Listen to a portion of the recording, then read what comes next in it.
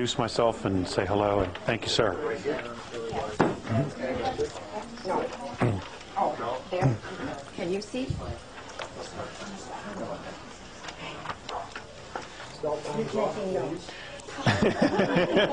Thank you, Rick. I don't have any pencil or paper. Okay. Are we ready? We'll go? Okay. Ladies and gentlemen, my name is Alex Collier. I want to thank you all very much for coming. This is a very, very special treat for me. I love these small, intimate settings here, these living room type of things, because I'm very comfortable, and when I'm definitely in my element, I like to talk. Okay?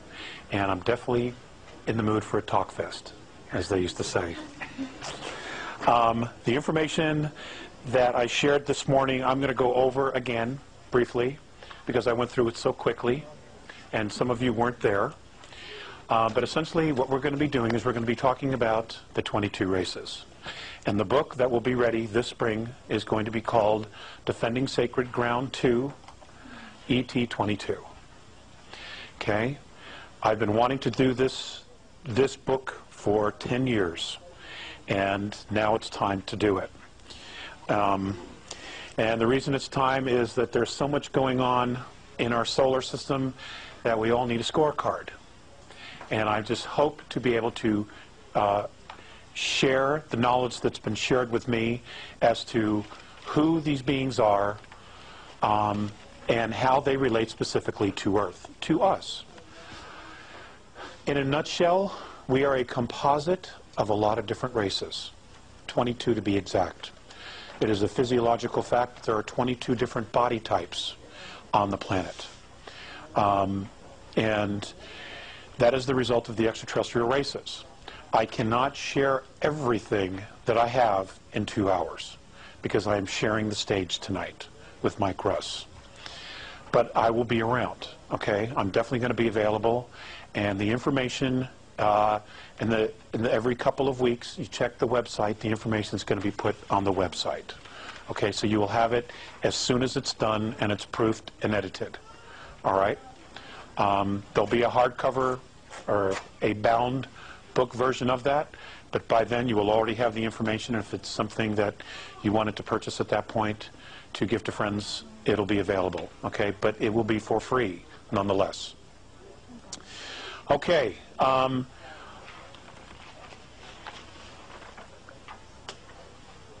not going to go into how it all started for me. For 13 years I've been telling that story, and I refuse to tell that story anymore. Okay, if you want to know, you can go to the website, www.lettersfromandromeda.com, and all the information's there, including book 1, which you can download for free. I'm doing that for the video, pretty much. Okay. Now, Earth history, we are taught a very, very shallow version of Earth history.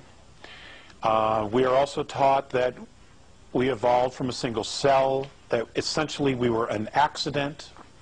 Okay, all of us are just an accident. And something happened, something really weird, but yet something miraculous happened to a couple of chimpanzees, and ta-da, here we are. Okay? Should it be so simple? In fact, I like the real version much better than the concocted version. Okay? And so what we're going to talk about, what I'm going to start with, is I'm going to start with some of the Earth-taught timelines of history, and I'm going to blow through specific periods and just move it through to prove a point. This will be much more specific in the book. Okay? Earth formation. We're going to start with the Precambrian time, 4.5 billion years ago to 554 million years ago. Earth-taught history. The Earth is forming, along with other planets in the solar system. Earth is being born. Life is awakening. The first tectonic plates are beginning to move. Fungus, plants, animals, and organisms are developing, and the atmosphere is becoming enriched with oxygen. Okay? Extraterrestrial taught history, or I should say Andromedan taught history. An ancient race known as the Founders, who the Andromedans and the Pleiadians believe is an ancient race called the Patal. That's P-A-A-T-A-L.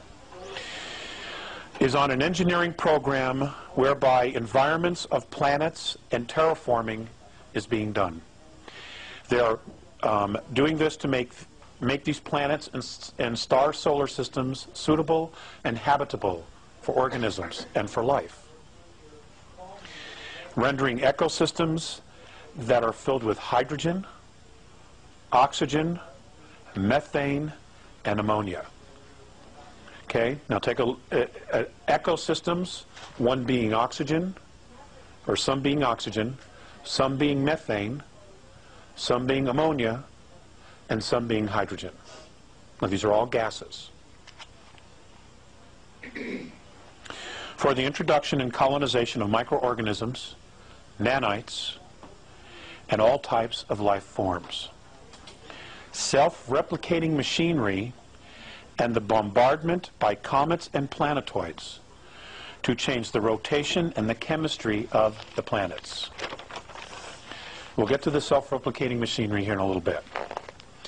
The practice and engineering of removing moons to alter a planet's rotation and moving planets closer and further from their suns to either decrease or increase radiation received by the planets. Now, I want you to know that that specific engineering feat of moving planets closer and further away from the sun, moving moons, adding moons, is a practice that is absolutely in full swing today throughout the galaxy and in other galaxies. Okay? It is solar system building. This happens a lot. There are races, even the Andromedans, are capable of creating a solar system. Okay?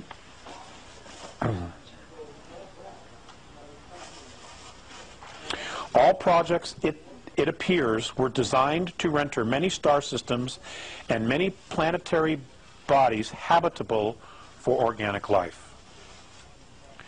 Small machines have been discovered that were built so long ago that no one really knows for sure who built them. They cannot be replicated, and no one knows exactly how they were built.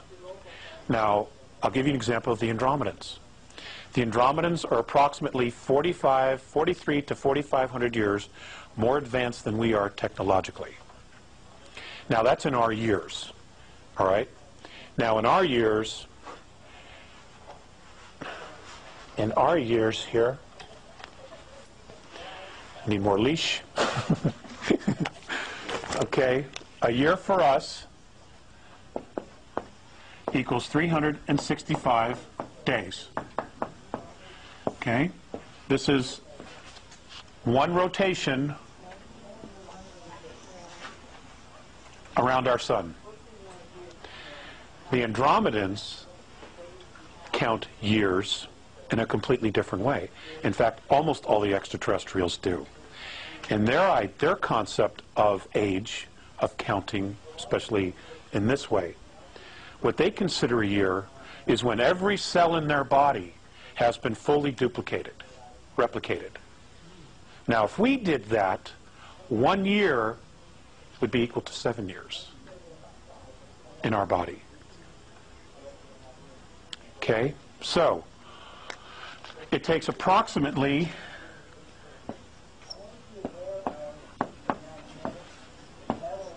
34 years for their bodies in our time to replicate every cell in their body in our time. Okay? So it's hard to give you exact dates of when they say something happened to put it into our timeline, okay, of years. Okay? Because in reality, if I say it was 4,000 years ago, then it's a lot longer than that. Okay? But they've had a very hard time explaining to me exactly in our Earth time because they don't deal with the concept of time. You know? They just don't. All right? So, but I'm giving you these numbers in Earth years, just to give you an idea of how vast our history is, okay? Now, amazingly, these machines still work. The machines do not have a name in the English language, okay? They don't even have a symbol that we could comprehend. So it's been explained to me that it is considered an antimatter machine. Okay? It creates matter. It creates molecules, which then create atoms, which then creates physicality. And these are actual machines. They're like computers, where you can program it for what you want, and this machine will literally bring it forth and manifest it. And there it is, physically there. Okay? Now, if each one of us had one of these machines, it would be like winning the lottery every day. You know? Mike likes to do VWs. He could make himself a new VW as soon as the new models came out, as soon as he knew what he wanted. Okay? I could create a babysitter. You know, so that my wife and I could go out. Okay, and that's what now. Apparently, there are 7 of these actually working, and 7 different races have one of these machines. Now, these are archaeological finds, discoveries, these atom-making machines, for lack of a better word. Is that on the Earth? I'm sorry? Is that on the There is one on the planet. There is one here. Yes, there is. What? Is that the one out of Jerusalem? No comment. No comment. Do you know where they were found? Nobody knows. Absolutely nobody knows. It turns out that, well, let me just finish reading here, okay? And because all this will come out. They also discovered advanced building complexes, very large machinery, and complete terraforming ecosystems. Earth-like organic life is much less common than hydrogen gas ecosystems in our galaxy because we are limited, oxygen O2 ecosystems are limited to the geological presence of water. Okay, for O2 life forms, which is what everything is on this planet, there has to be water. So, the most precious thing that we have is our ecosystem, our biosphere. The second most important precious thing we have is, of course, the water. And when we get to Nibiru, I'm just going to throw this out there, the entire planet used to be fresh water. Okay? Our entire planet used to be fresh water. The oceans were salinated. Okay? And it was the Nibiru from the star system of Butez that did that because they wanted to control the water. Okay? They salted the sea. They salted the sea. That's right. So now all you have is, at the time when they did this, there was only 4% fresh water, and they had total control over it. That's correct. What was the years again? That they did this? No, how long? 36 years? It took 36 years. 36 years to completely salinate the oceans.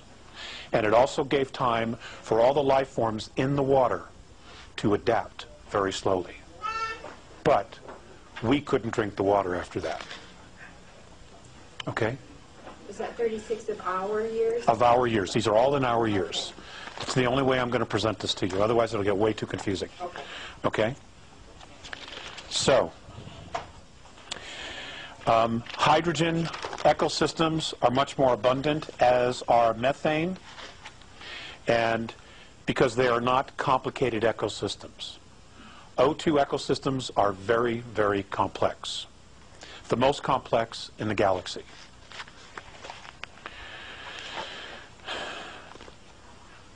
Archaeological evidence, records, and legends point to the founders, quote unquote, the Patal, as the creators and caretakers of this galaxy. The disappearance and or extinction of the founders appears to be deliberate. And what that means is, and how it's been explained to me, when they use, we all know what disappearance means, but to the Andromedans, when they refer to extinction, if there is no physical record of them on third density, they're extinct on third density. That doesn't mean that they're gone. It could be that they evolved or ascended to a higher frequency, or they dropped down to a higher frequency to create third density, and when they were done, they left. But they are extinct on third density. Okay? See, in sharing this information, this particular information that I'll be sharing in the next year, it's important to stretch yourselves to try to think holographically here, okay? Because there are so many implications to this information, and it's difficult to try to express that because the English language is so limiting, you know, to try to give you a concept about how this was all done. When the Patal apparently left, according to the archaeological record, other life forms, sentient life forms, reptilian, human, plasmic, methane life forms, all begin to appear and do appear in our galaxy in full form. Okay, now just think about that. They appear in full form. That means that they came from someplace else, or they were brought from someplace else. There was no millions and millions of years worth of evolution into this. Okay? And this is the same problem that our archaeologists have on planet Earth. Okay? They keep espousing evolution, but there's just no proof of the evolution in the geological, archaeological record.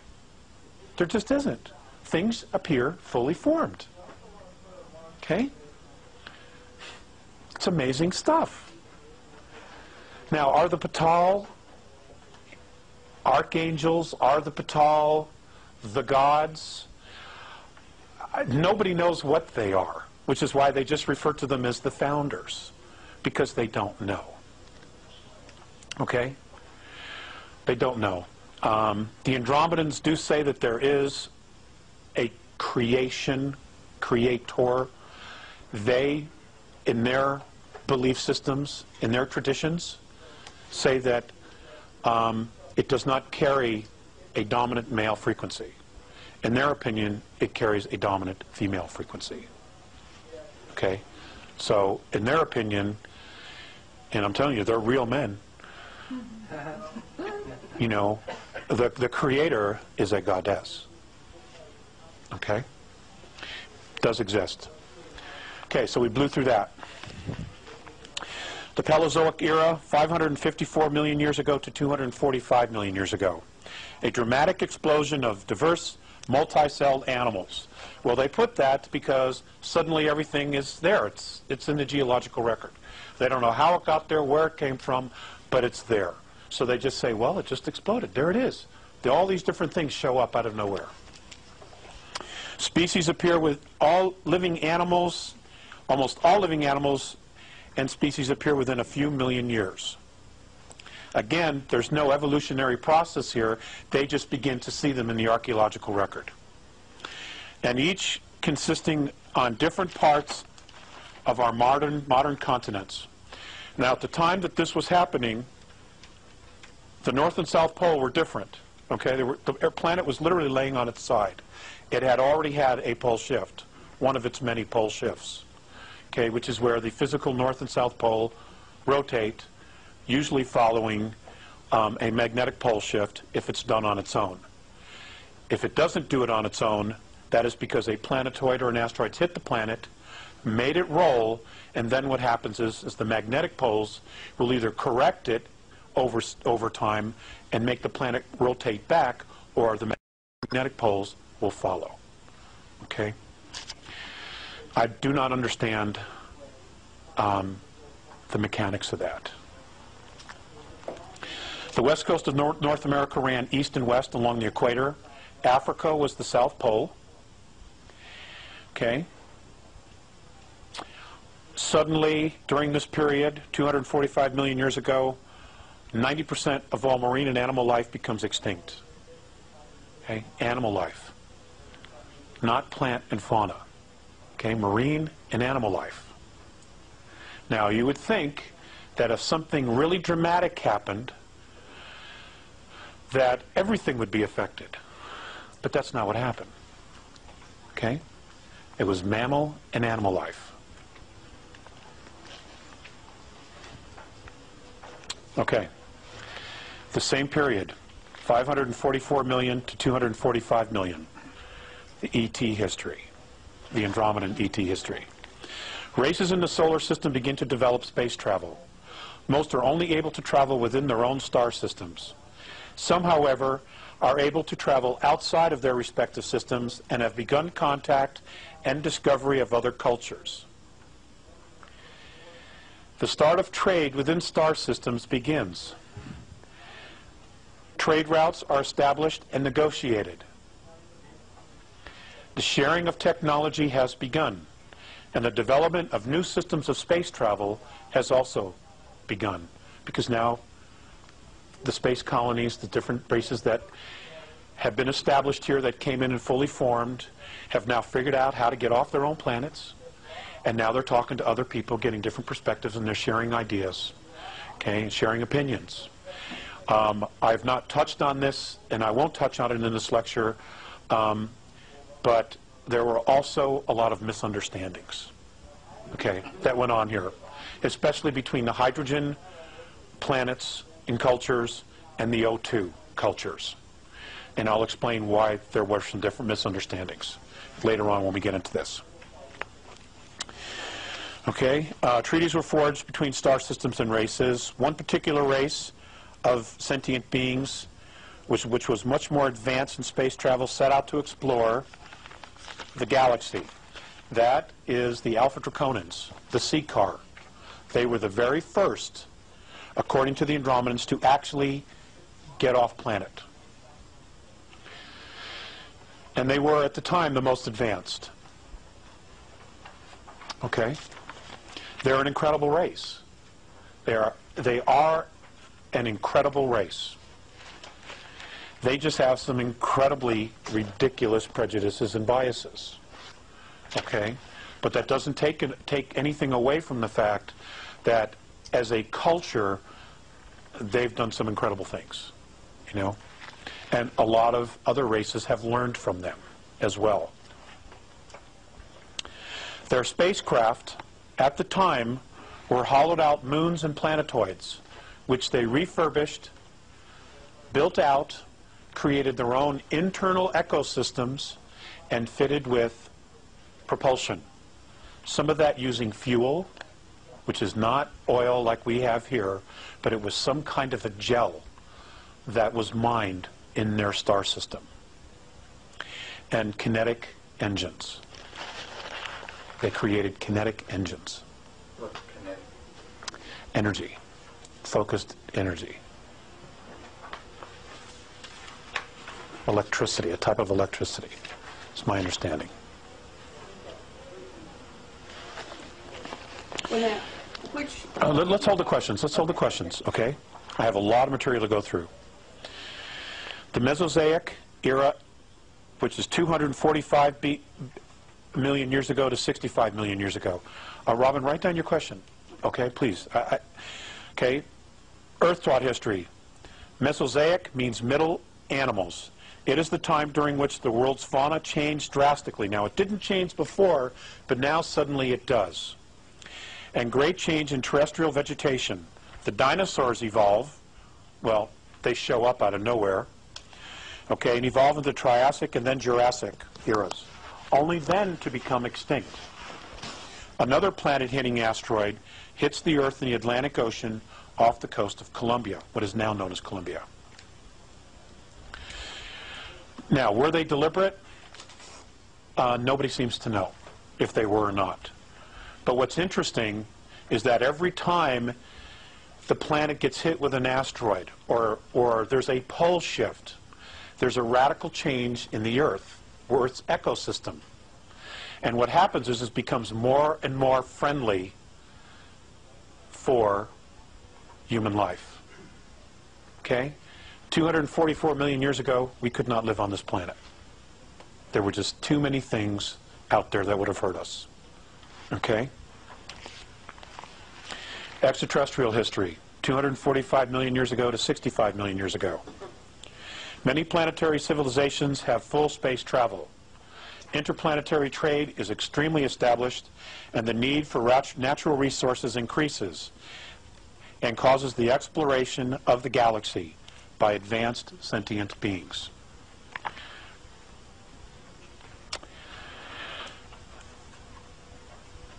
Space travel has been in progress and trade for over 17 million Earth years at this point.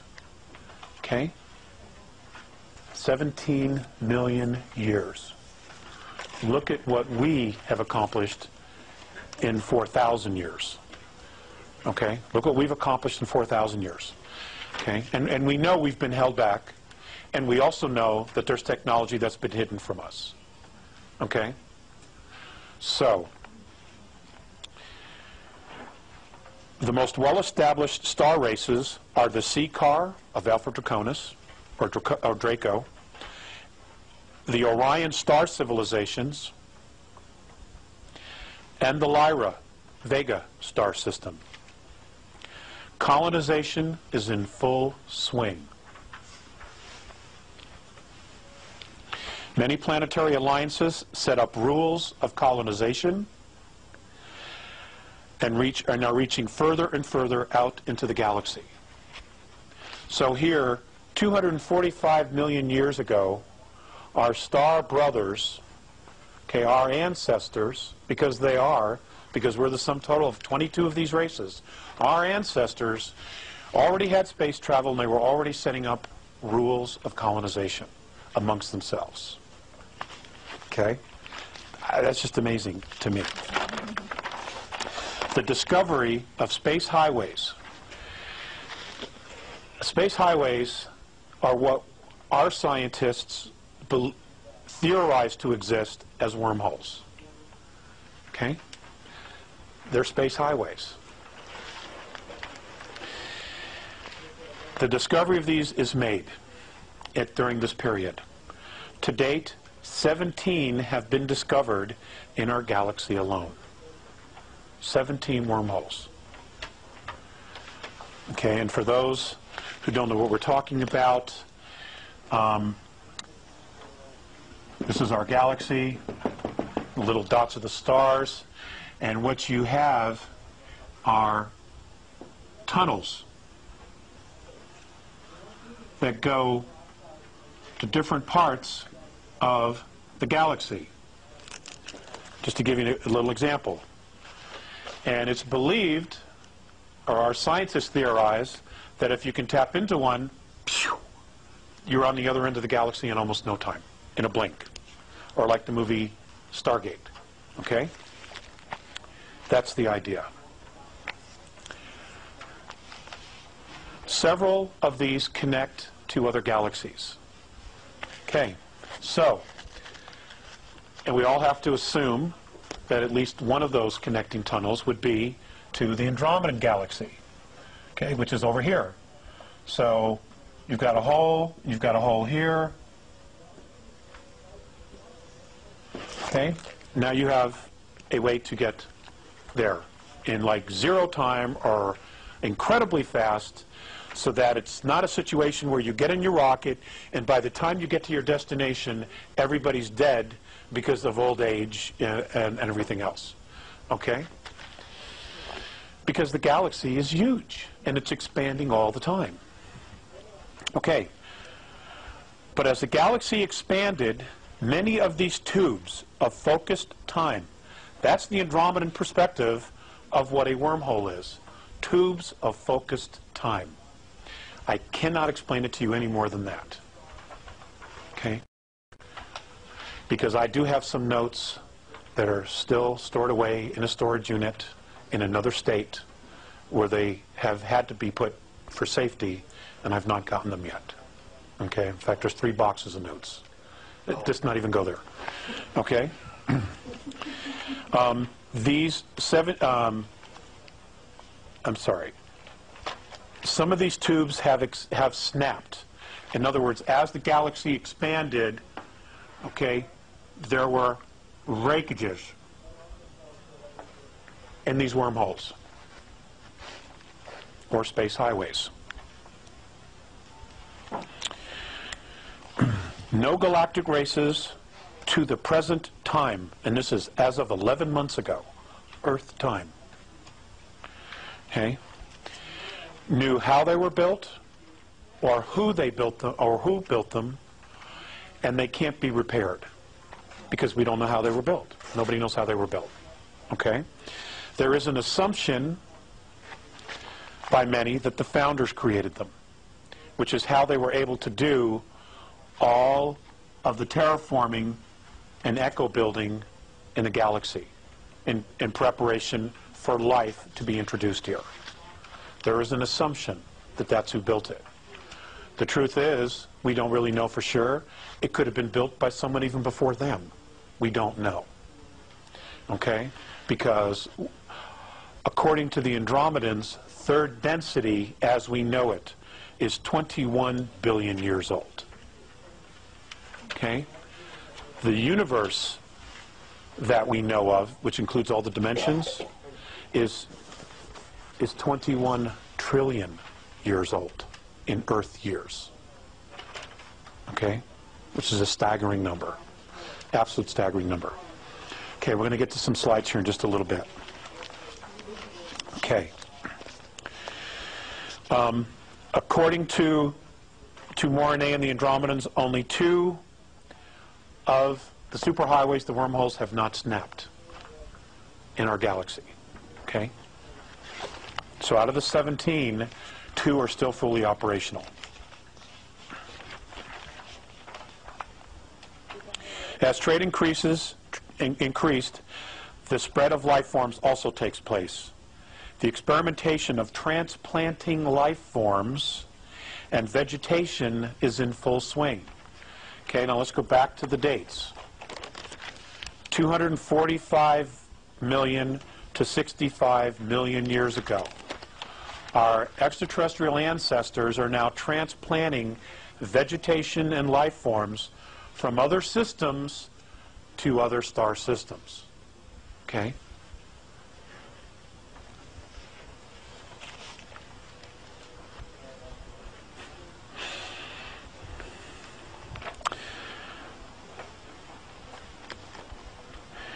The transplanting of life forms is only with life that has potential.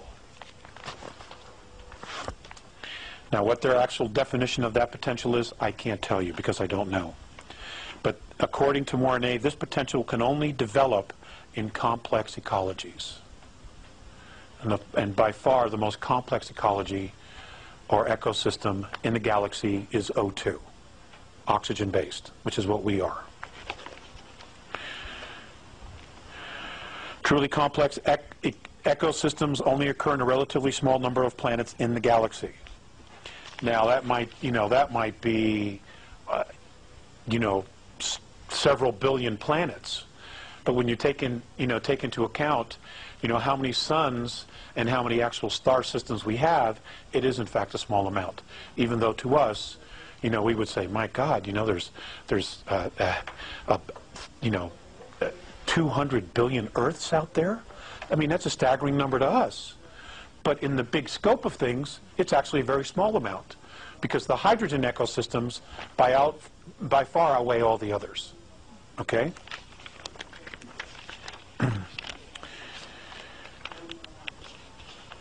It follows that a complex ecosystem, planet-wide ecosystem, is the next most valuable thing in the universe to consciousness. Species, however, come and go but a truly rich biosphere will endure as long as it's not compromised. Dinosaurs, birds, and other life forms, fruit trees, are brought to our solar system and transplanted on the three ecosystems in our solar system. They are Earth, Mars, and Uranus.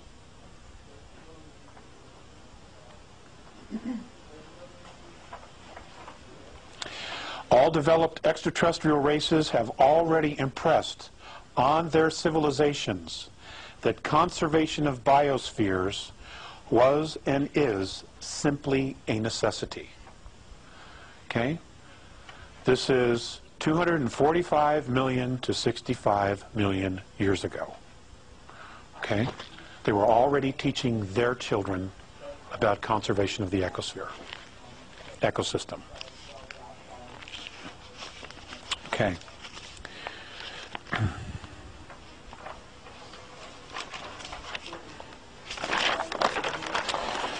The Cenozoic era, 65 million years ago to present. Okay? We're going to get through this, and then we're going to get really down into some fun stuff. Earth taught history, sometimes called the Age of Mammals, because the largest land animals and mammals show up during this time. It is also the age of flowering plants, the age of insects, the age of fish, and the age of birds. Okay? Andromedan taught history. Our solar system is being visited more and more. Three very complex ecosystems exist here already. Okay, we've already covered that. The first full-time, self-contained biosphere called an Eden. And I'm going to use that word because that's what the Orions called it. That's what the Draco have a different language, but that's what the Orions called it. That's what the Nibiru called it. That's what the Aldebarans called it. And that's what the Pleiadians call it, an Eden, okay? Which is like a garden. It's a fully transplantable biosphere, having everything they need to exist somewhere else. Okay? Now,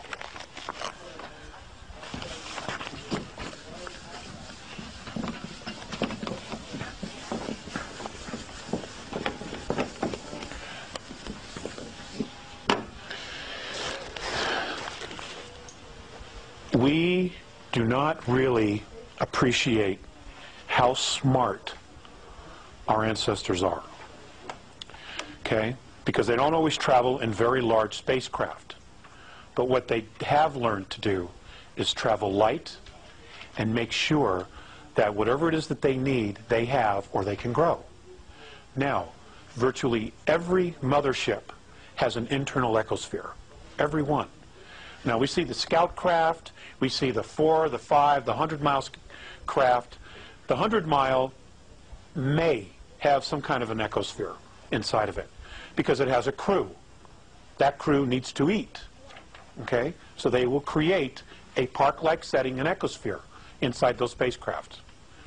Most of the craft that have hit the Earth are just little scout ships. Okay? If a 100-mile mothership hit the Earth, we'd have a pole shift, and everybody would know about it. Okay? But the very large ships, and I'll give you the example of the Andromedan motherships. They're complete spheres, and on the inside, they are complete worlds unto themselves. In the center of these crafts, and they may have as many as 3, they will have ecosystems, parks, as big as 21 miles long. The one that I saw was 21 miles from one end to the other. For me, and it was 900 miles. Okay?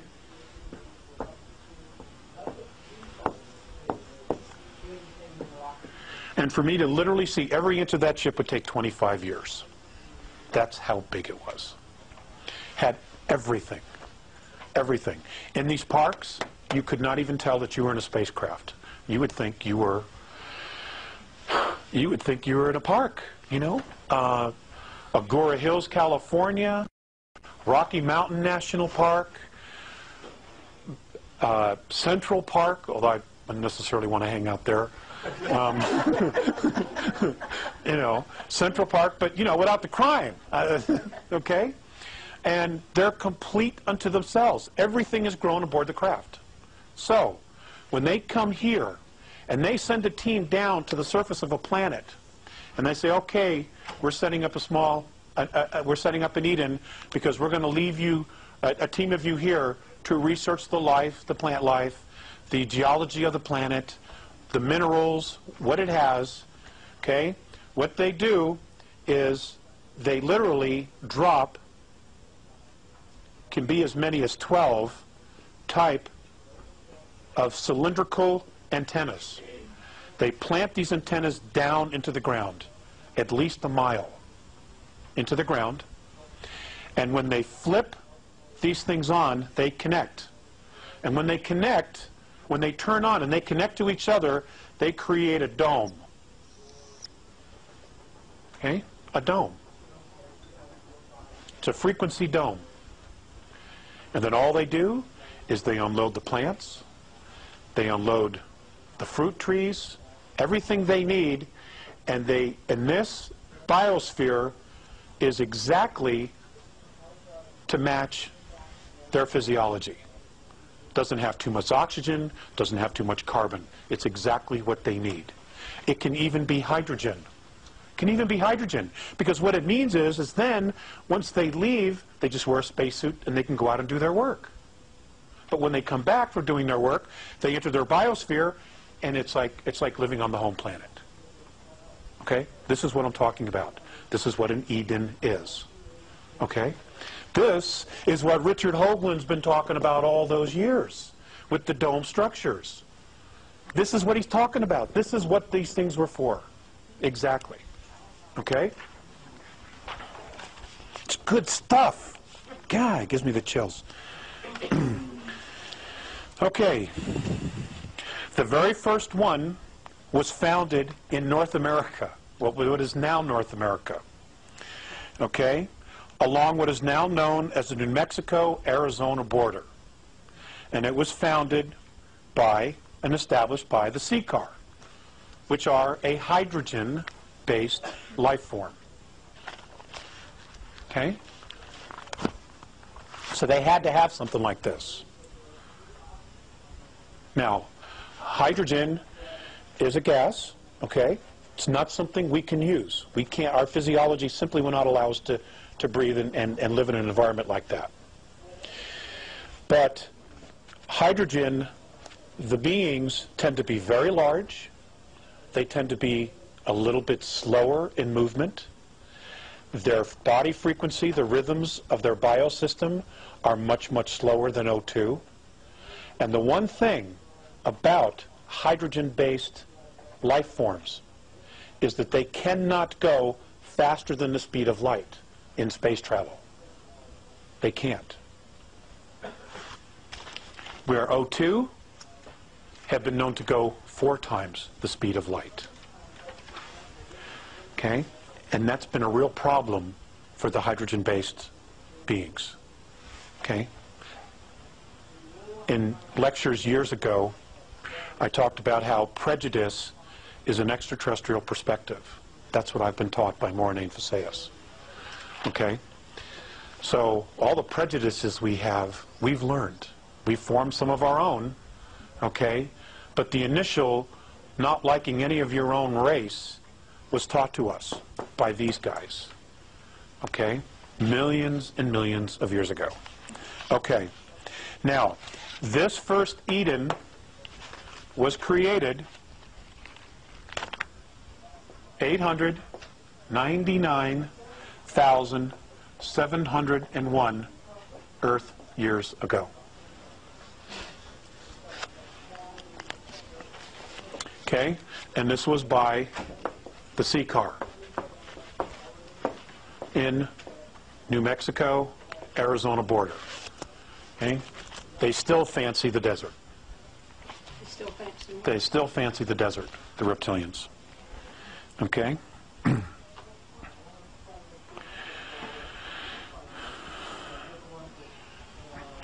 This biosphere was first inhabited by caste.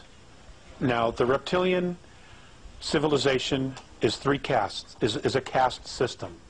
Okay, it's a monarchy, but it's also a caste system. And you will find that it is stunningly similar to those in England, okay, in Europe, where you have royalty.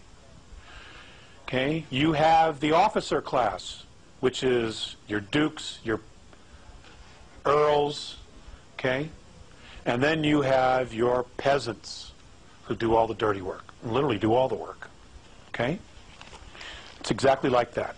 According to Mornay, this first biosphere was built by the officer caste or officer class of reptilian beings, and they were the first to stay here. It was not actual royalty. Okay?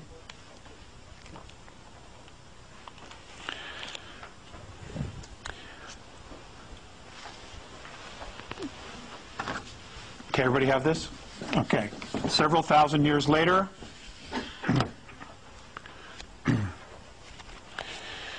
Orion, well, actually a couple hundred years later, Orion established an Eden here from the Orion star system. I'm so bummed my wife is missing all this. Okay. If you have your cheat sheet that I handed you,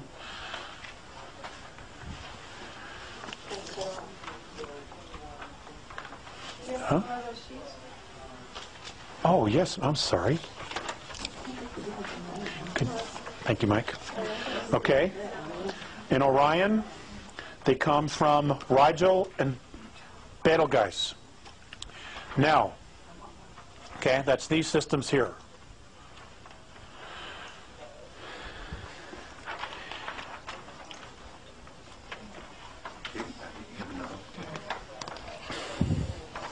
Okay, I'm glad I brought extra. Now,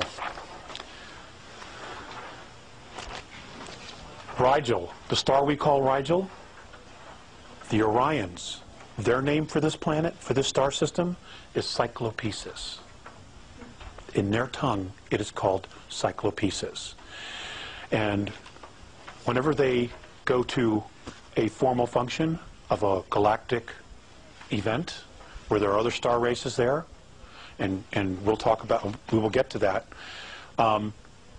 the proper way that they introduce themselves, and this is what the Andromedans do, and apparently it's tradition, and it was done, and everyone, whether they're enemies or not, have agreed to these specific introduction traditions so that there's no misunderstandings. Okay? So they've created traditions, and everybody does it, no matter what. This is what they do. You introduce yourself, you give them your full name, any rank or office, and the star system that you're from. So, Alex Collier, father, because I don't have a rank or an office, okay? Sol system, Terra 3. That's how I would properly introduce myself, so that whoever it is that I'm introducing myself to knows who I am and where I'm from. Now, if you're an extraterrestrial, you're all talking, most of them are telepathic. So therefore, they're giving the same information, but as they're giving the information, they're also flashing star maps because that's what's in their head, you know, and the other races immediately acknowledge that because they get all that, okay? Okay, Orion established their first Eden in what is now called, I'm going to write this down for you, Uramani, China.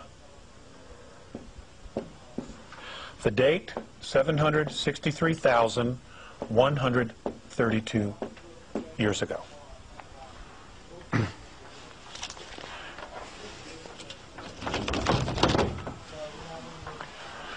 Okay. Shortly thereafter, Capella, also part of Ursa Major, Ursa Minor. The Capellans established their first full operational Eden 741,237,000 years ago. And theirs was established at the base of Mount Yogin in southern Chile.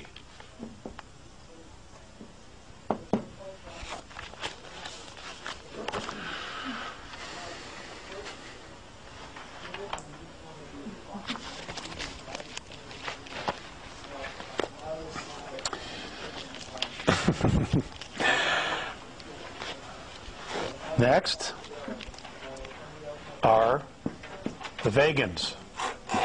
Now this is not a plant-eating race. I just want to explain that. Okay, they're from Vega. They're also known to us as the Lyrans, who are literally our human ancestors. Okay, they established their first colony 701,655,000 years ago in North Africa, along what is now known today as the Libyan and Niger border. Okay? And I want you to know that on an archaeological perspective, from what I've been told, there in Ethiopia, there are absolute amazing things yet to be dug up there that have been left behind that, you know, the cavemen did not build. Okay? Okay. Next, we have the Cassiopeans. Cassiopeans, 604,003 years ago. This is an entirely insexual sentient race. That's Algeria, North Africa.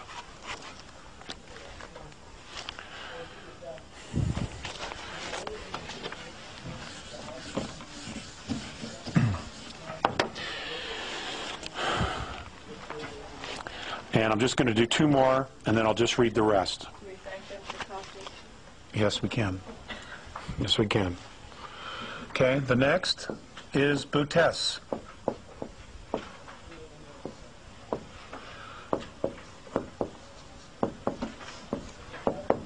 Nibiru, we know them today. They established their first Eden 585,133 years ago in Cairo. What a shock, what a surprise. Okay, Cairo, Egypt. And then Orion sent another team here, 87,300 years ago. And this one was established in Perth, Australia. Now, the Earth was not in the position that it's laying in now. Okay? If you were to take the planet as it is today and lay it literally on its side, this is where they were colonizing. But these are the locations we know today. Okay? Now, some of the colonies, after they'd been here for some time, they packed up and they left. They got all the information they wanted. Okay, but the Earth is in constant flux. You got to remember, many of these are hydrogen-based extraterrestrials, hydrogen-breathing extraterrestrial races. So when they go to their home planet, it's dull compared to the very complex ecosystems that O2, that oxygen breathers have and live with. Okay, so they're extremely fascinated, and according to Mornay, what they were trying to do was to not only study the vegetation and life forms here in oxygen oxygen-breathing ecosystems, but they were also trying to genetically manipulate them so that they could take them home and make them hydrogen. That's what a lot of this was about. Okay?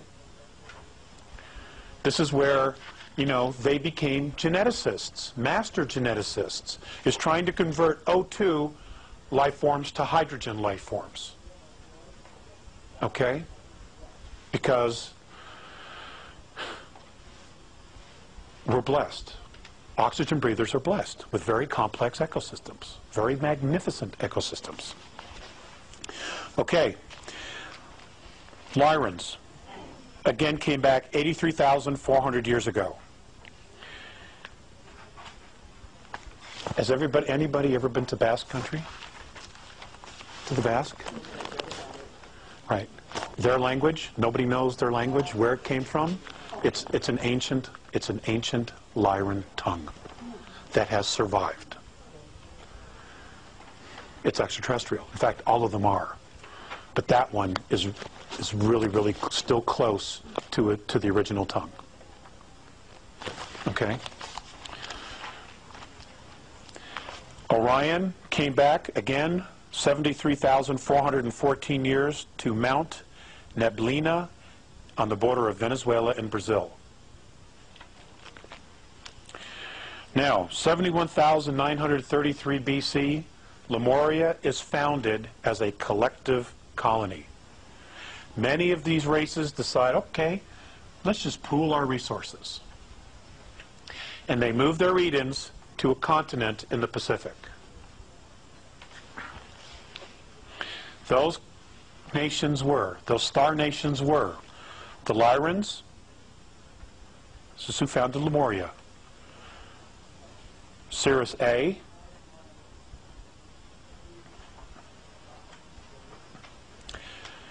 Pleiades, races from Tegeta and Meropa, specifically. Those two star systems, Tegeta and Meropa. Ursa Minor,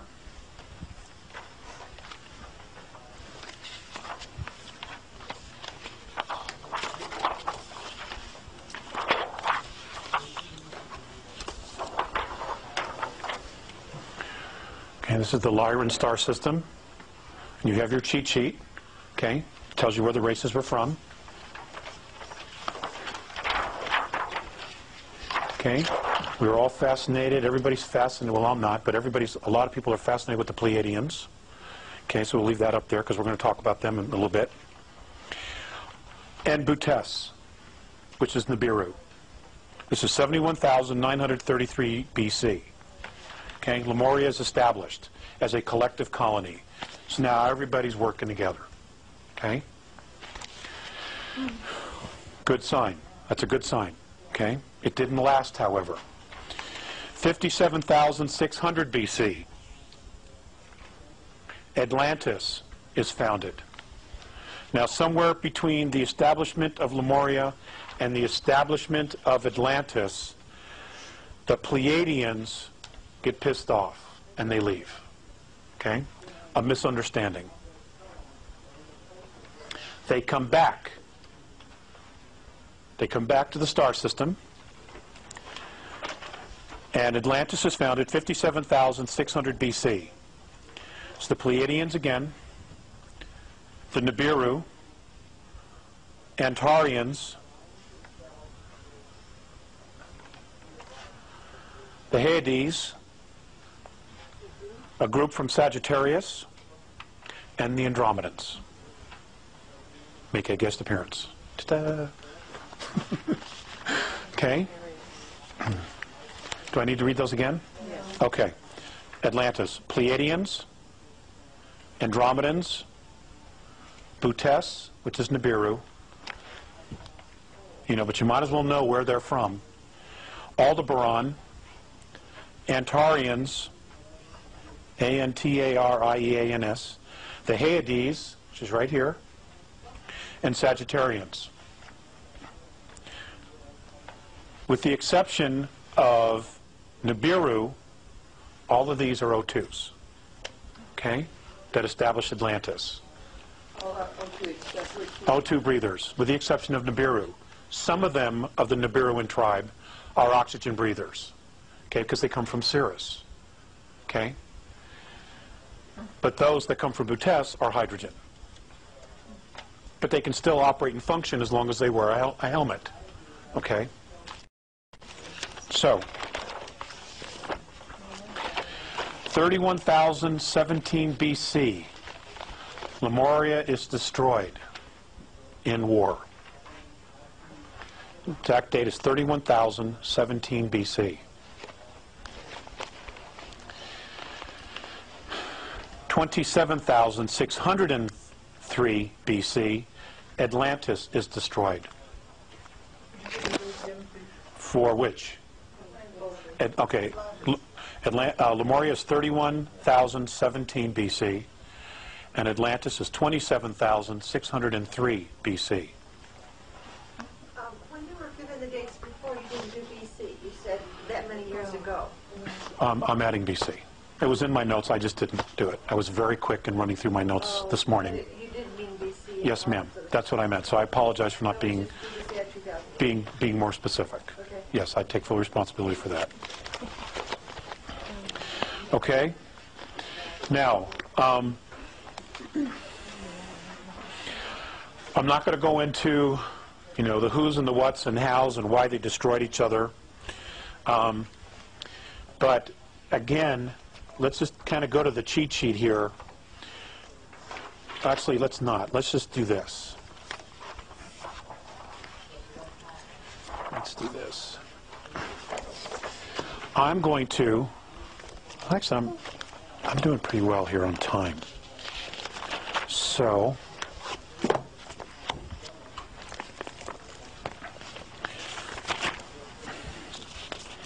let's talk about the races. Okay?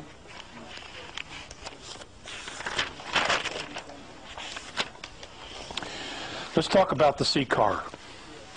Alpha Draconis, the ancestral line of the reptilian races in our galaxy. The sea car themselves, according to legend, do not know exactly where their home system is either. That's how big the universe is, or the galaxies are. Okay, the universe. Okay, that's how big it is. According to the Andromedans, there are 100 billion galaxies known and mapped in the known universe.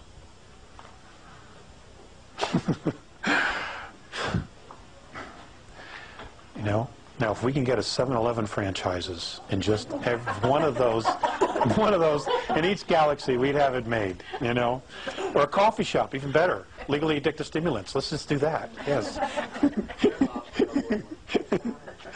Okay.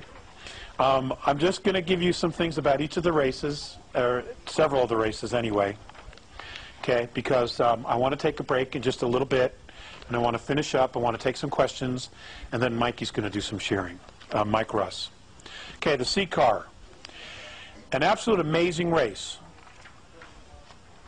the oldest known reptilian race in our galaxy. They are, in fact, the only genetic line of their kind that is not extinct.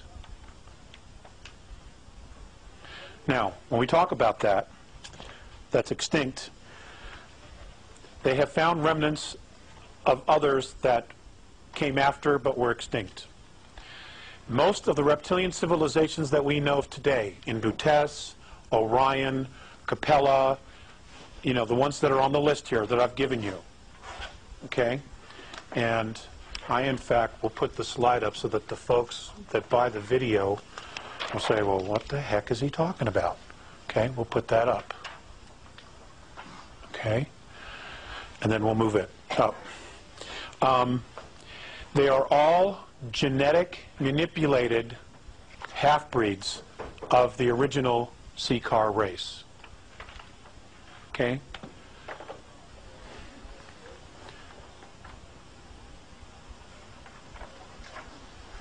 Okay? So, just so that you understand that. They stand 18 to 25 feet tall and can weigh up to 2,500 pounds. They're like They're like Tyrannosaurus rexes. You know, they're monsters. Up to 2,500 pounds. They have black, leathery brown scaled bellies. They have multiple abdomens. They have whiskers along their chin and jawline. They had a mating claw and multiple tongues. I'm going to give you some very specific information. A mating claw. What does that mean?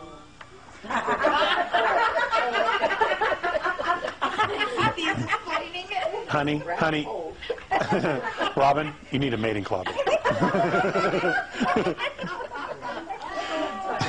Well, we'll find somebody that's got a mating claw. And multiple tongues. Okay? They lay eggs. And what is called a battle hormone is used to accelerate the birthing process. They're male and female? Yes. They are a duality. This is why ancestral females did not participate in war. It's because if they did, there wouldn't be anybody there to help with the eggs. Okay? They also have to be there to secrete this hormone. Okay? I'm only sharing with you what I know about them, okay? I'm sure there's a lot of questions. Okay. Did not participate in war. Stronger young females were expected to defeat and kill older and weaker leaders in ritual combat. The Seeker race is ruled and managed by genetic lines, genetic lineage.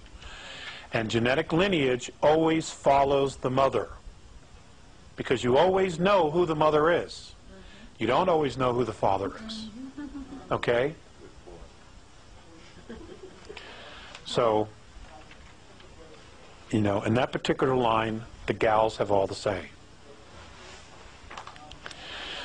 Ruled by a monarchy of a queen genetic lineage, they are one of the most powerful races in the galaxy.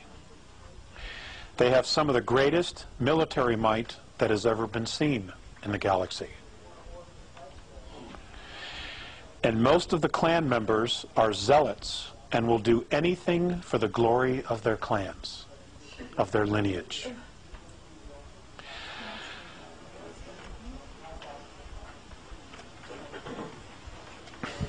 They have been the chief enemy of all human races in this galaxy in past conflicts.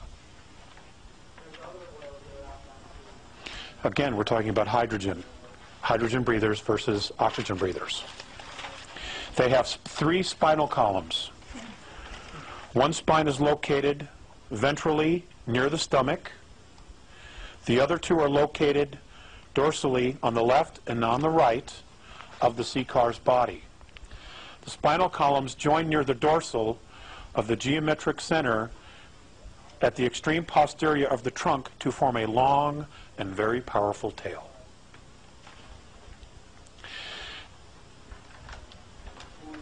Inside of the hands or claws of the Seeker are jelly-like sacs that excrete various hormones and substances when the Seeker is aroused, either for sex or for battle. The primary purpose of these enzymes is to initiate encrusting of sperm.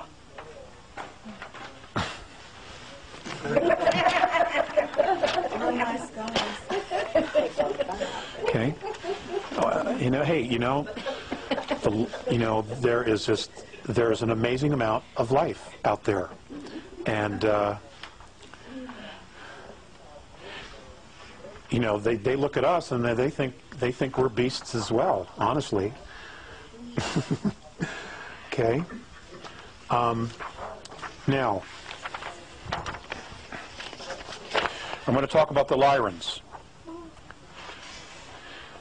Now, when I'm talking about the Lyrans, and then I'm going to talk about the human race as a whole, about some other things here. I've got some pretty good notes.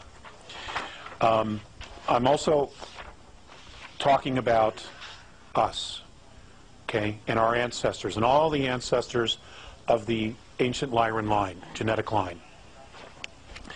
Okay, now before I even get to that, I'm going to read the first sentence that I have on humans. The human race is unusual in having all of its members' race derive from one genetic line.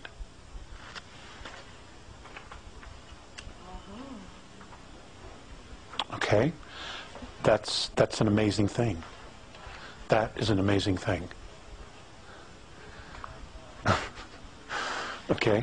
So, now let's talk about the Lyrans, and then we'll talk about humans some more. Okay? Okay, we'll talk about the Lyrans. Their skin color is amber, blue, and or red.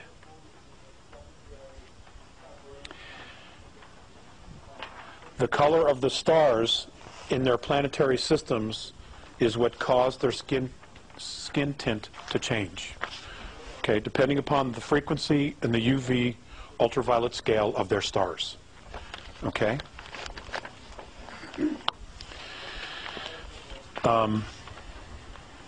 They're mammalian of mammalian descent.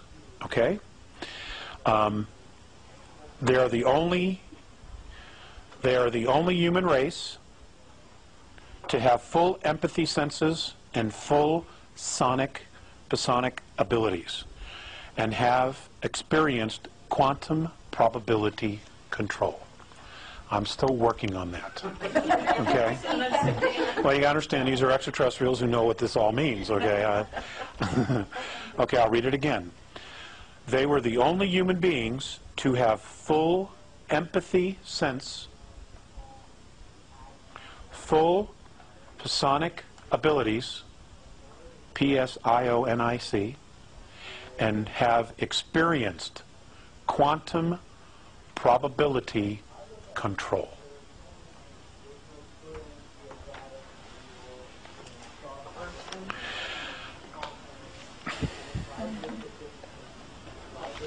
Okay.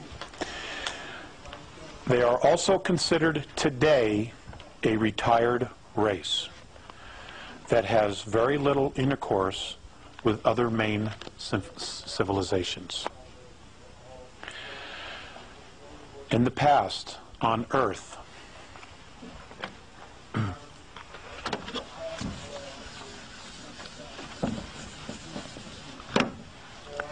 they were known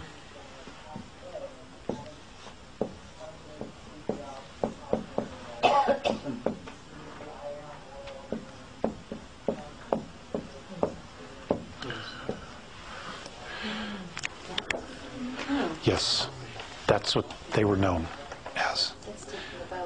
I can't read your writing, I'm sorry. Oh, I'm sorry. Bodhisavita. It's B-O-D, B-O-D-H-I-S-A-T-T-V-A.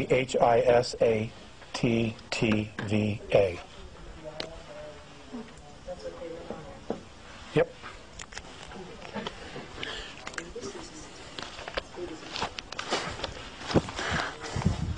Ta-da! Lights go off. That's great. You know, that's great. Okay.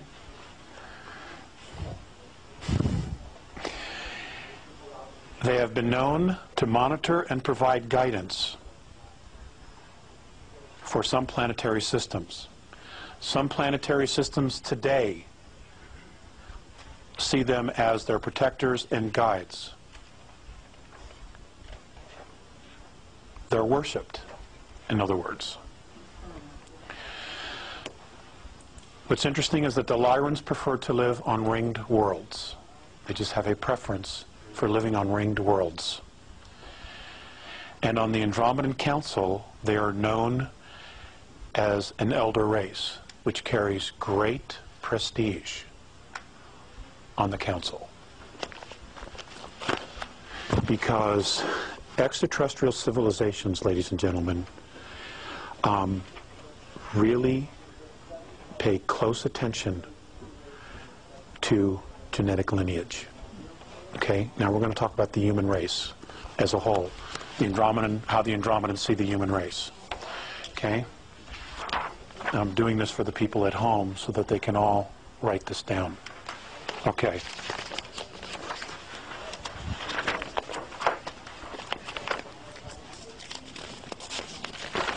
Some of this will be a little bit familiar because I've touched on it, but we're going to talk about it again. The human race is unusual in having all of its member races derive from one genetic line. This accounts for the remarkable casual interactions of the great human civilizations. But for better or for worse, human galactic civilizations, even if they compose a single clan, have diverse evolutionary histories. Okay? Each culture is very different in the way that they've evolved. Okay? Not as a species, but as a culture. Okay? I want to be specific to that. And misunderstandings and conflicts have occurred. Traditions exist to minimize the likelihood of misunderstandings and to lessen the negative consequences of any miscommunications that might occur. So they put in place, they were sentient enough to know that they needed to put things in place to try to minimize human versus human war. Okay? Well, not on this planet. No, it didn't.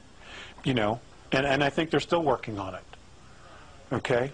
In addition, the behavior of individuals does reflect on the species and the clan.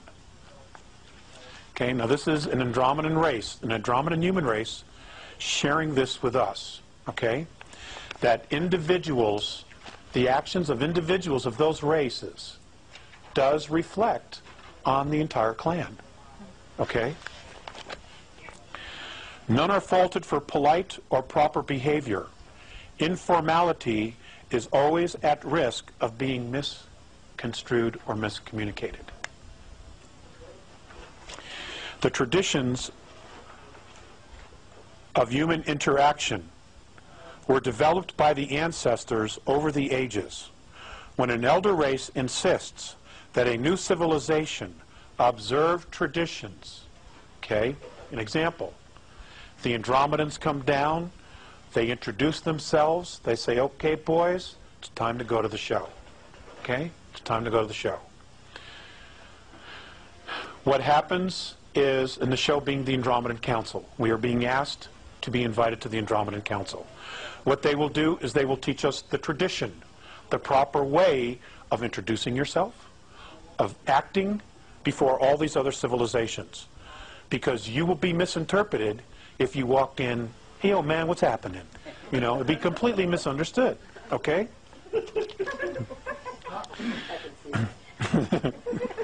Yo, blood, what's up?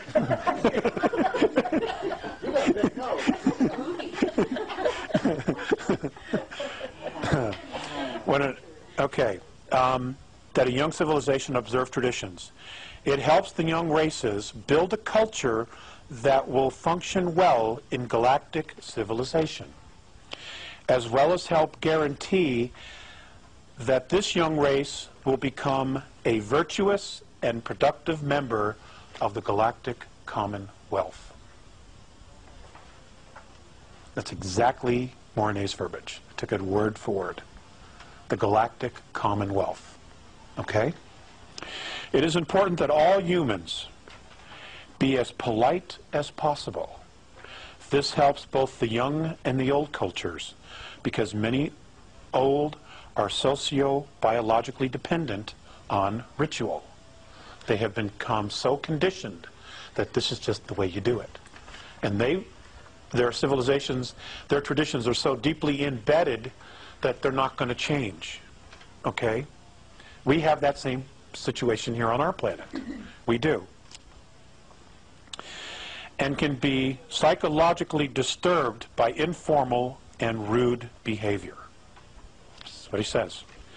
If the occasion calls for it, apologize, and then speak only when spoken to. Never touch a fellow elder race person unless you are specifically asked to. Now, that leads me to something that I was taught which I did when I was brought on board, and I met other races.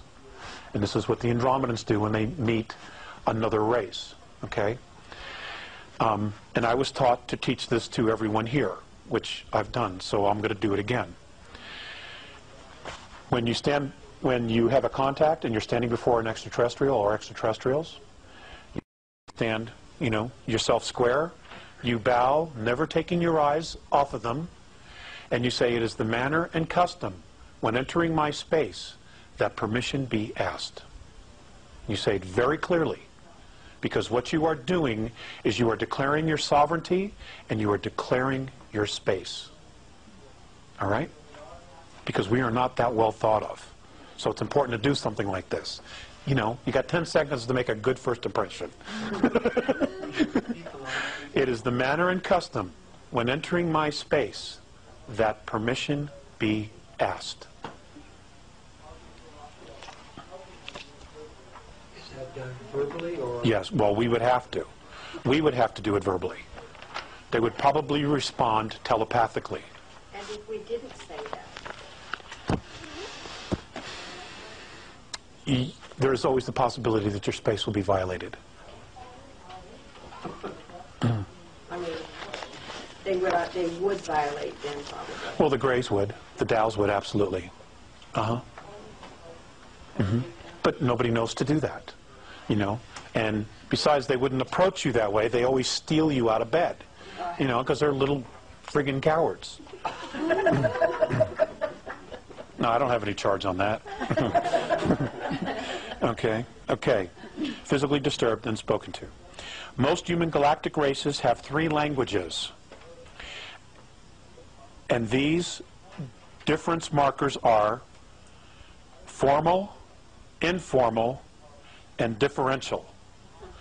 Now, the differential apparently is what's used in a lot of politics, galactic politics, that particular language. The formal is when you are addressing your own race, like State of the Union. It's also when you are talking to elders. If I'm a young person, I'm a young Terran, and I'm addressing an elder of my race, I'm to use the formal. Okay? The informal is informal. Yo, blood, what's happening? Okay? Okay. The informal marker is not used ever in public. Always ask if both parties are comfortable with the informal language. So I would have to say, "Mike, do you mind if I talk trash?" And Mike would have to say, "Sure, man, talk trash." Okay, and then we're both agreed and I can talk trash. It's probably a bad example, but okay. The informal marker is always used, the formal marker is always used in public, because you always want to regard your partner in conversation as worthy of respect.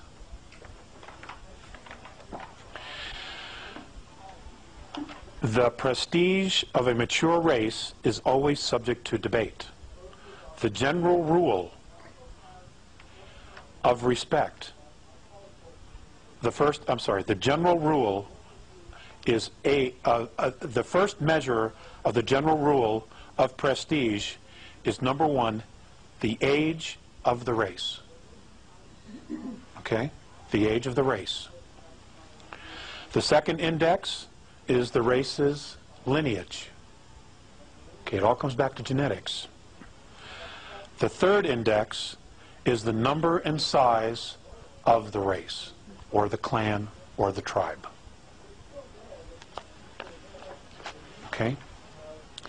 In standard introductions, always include identification by full name, species name, any relevant titles, and your home planetary system. Which is the clan? Yes, which is the clan. Okay. Name, rank, and Serial number. Name, rank, species name, and planetary system. Did you say we're Earth, Terra 3? Earth, Terra 3. Or Sol, S-O-L, Terra 3. Because our star is known as Sol. We are Terra, which is third planet Okay? Third rock from the sun. Now, if you were in Mars, you would say Sol Terra 4. Okay? Okay. Okay, we covered that. I'm going to talk about the grays. The Dows. D-O-W is how the Andromedans refer to them. You guys want to take a 5-minute break? Want to take 5 minutes? Okay, then we'll come back and we'll continue. Are you guys enjoying this? Absolutely. Okay, great. I don't like it. Oh, hi. Okay, well, you're not getting your money back. Okay, cool. We're going to take a break. Joe? Where are you from? Yes. Oh, these are hydrogen breathers. And they can't survive on our surface. Some of the genetics, some of the cast, how do I put this? Yeah, the caste systems. The bioengineered lower races have been engineered for O2.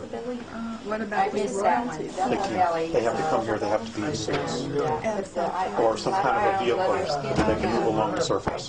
No, if we were able to get them out of their craft, they would die in a few short moments. because we're hearing about all the reptilians. Right. Well, they were they're geneticists. They were bioengineered to operate within an O2 environment. Right. But they can't go home. They can't go to their home worlds. Well, they were specifically bred. Yes. Do we know what those two wormholes are, the Andromedans?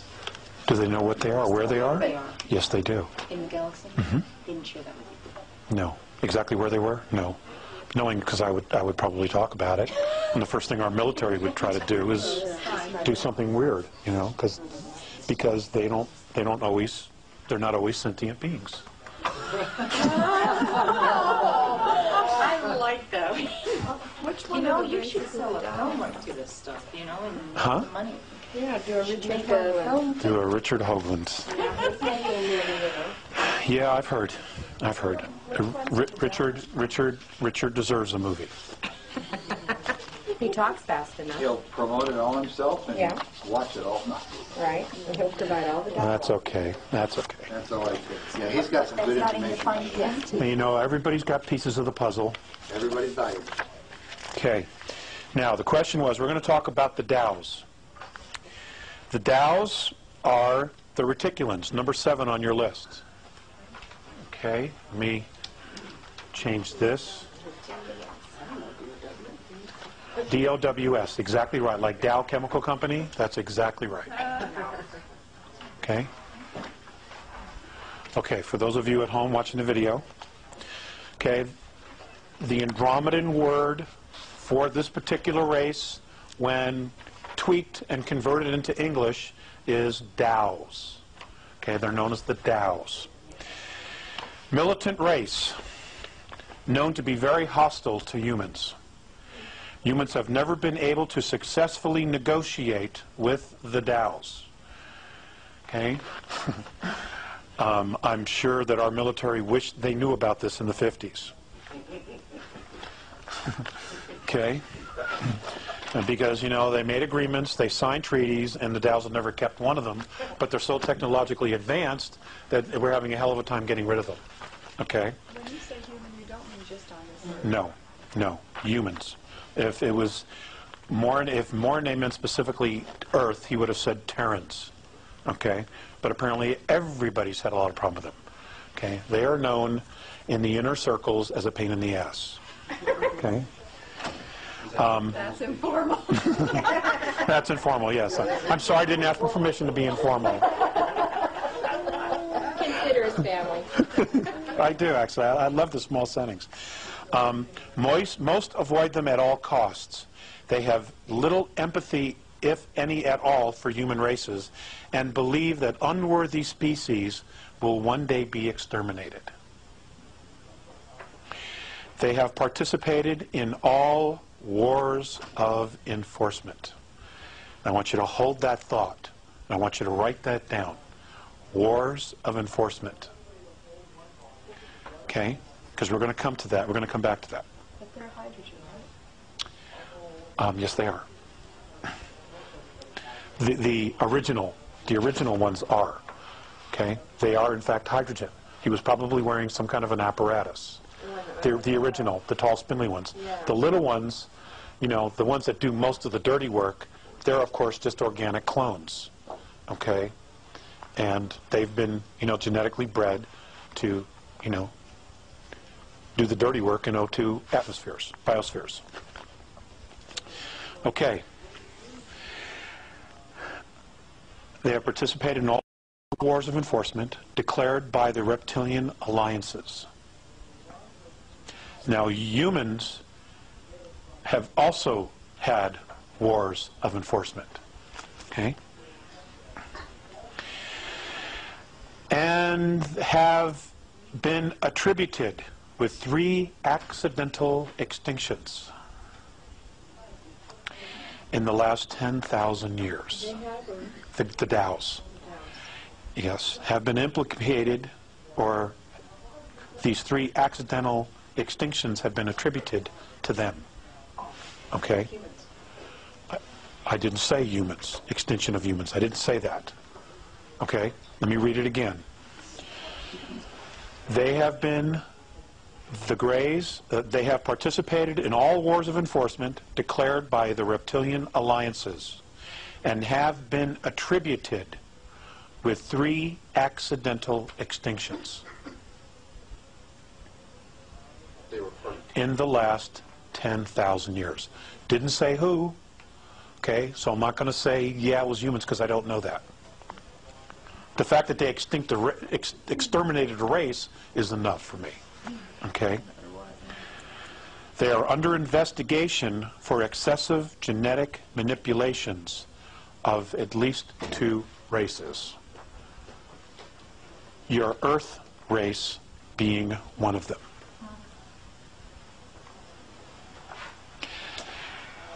And something else he added as an afterthought is that they do not experience childhood. It's probably why they're all tweaked. Okay? They don't experience childhood. Okay. Wars of enforcement.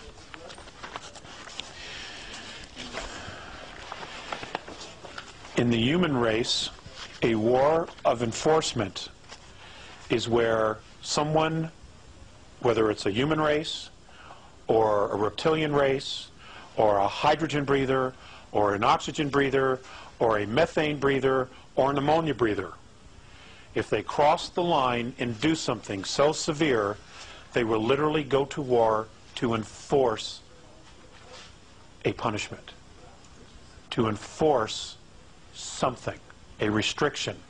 They will do that.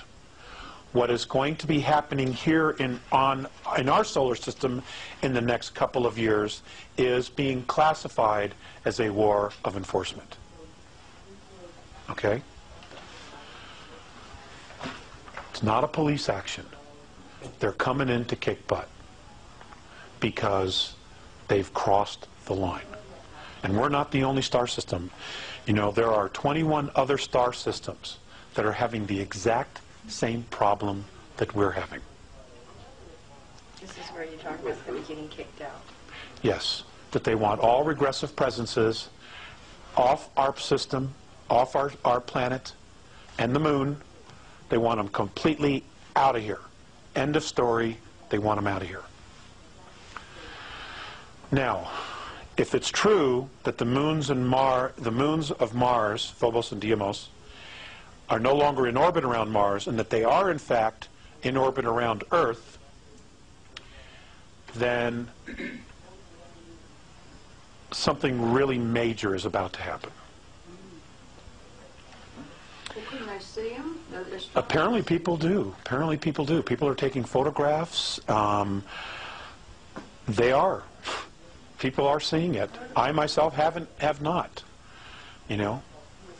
But I live too close to Denver, and there's just a lot of city lights.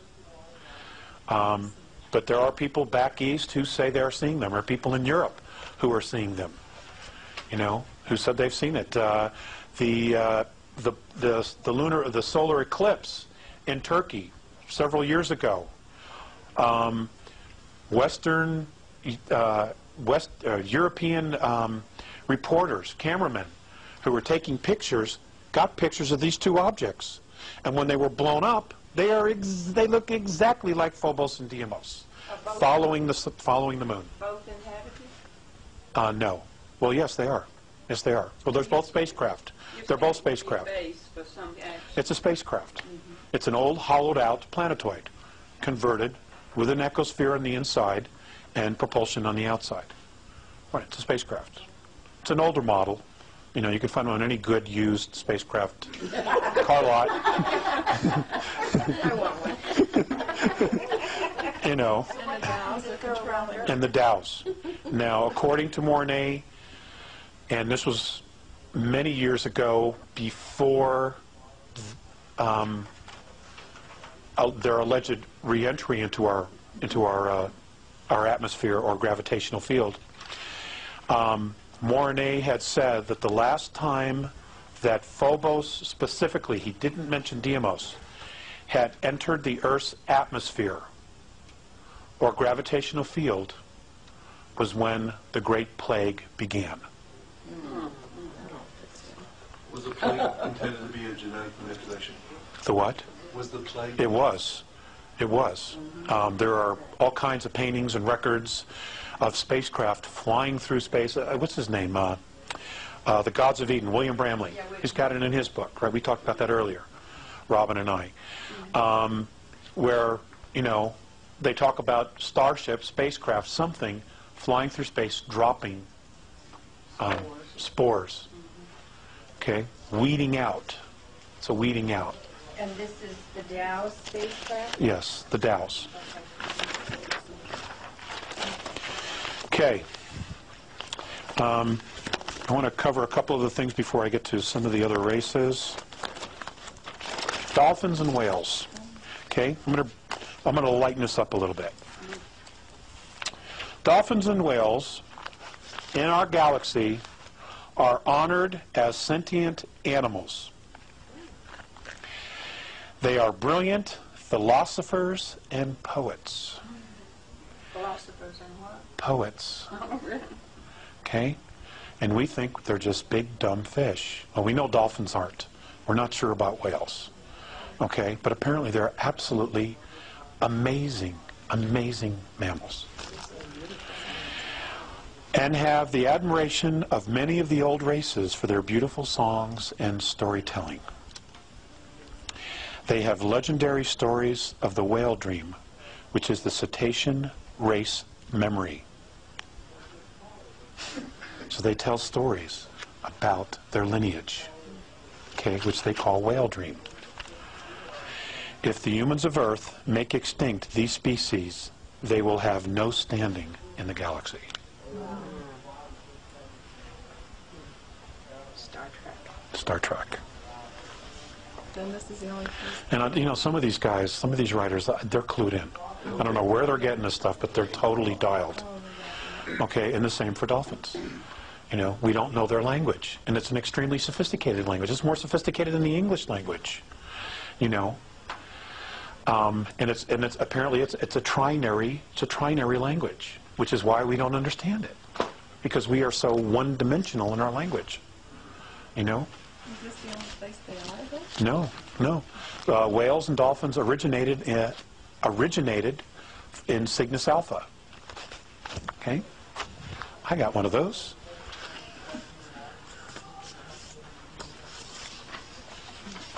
I'll tell them more about the dolphins. Huh? I'll tell them more about the dolphins. Okay. Okay, now if you look on your little cheat sheet. Lift the lid up there. Oh, yes, you're right. Gotta keep an eye on me.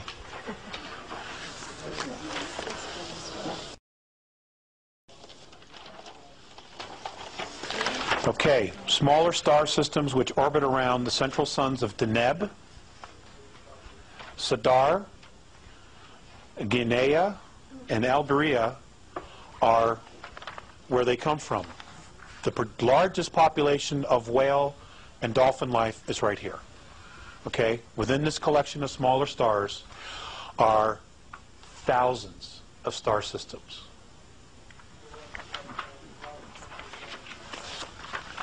Why were they brought here? For song. They wanted to migrate. They wanted to explore the worlds. They wanted to add to the whale dream. Okay? And they were brought here millions of years ago, and they are recording. You know, and my understanding is that when they birth the young, they teach them the song. Okay? And the song is the story of the lineage, of their lineage, and the history that they've learned of the home world that they're on. That's the song that they sing. They're singing the song of the story, of the lineage. Okay? And it's, you know, one right after the other. They teach them everything they know. It's amazing. Absolutely amazing. Okay. Okay. Just going to touch on H2 and O2. Hydrogen, the hydrogen life beings were threatened or felt threatened by O2 life forms because O2 life forms have a much faster rhythm.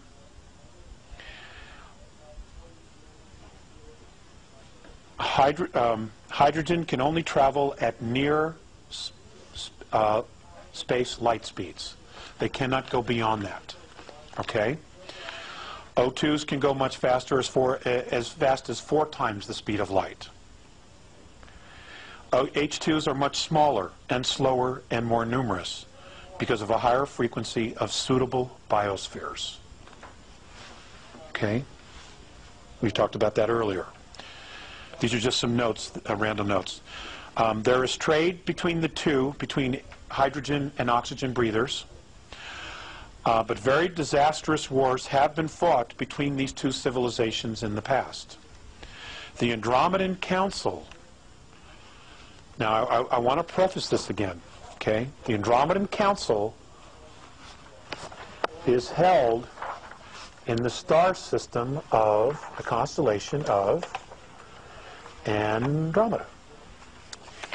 And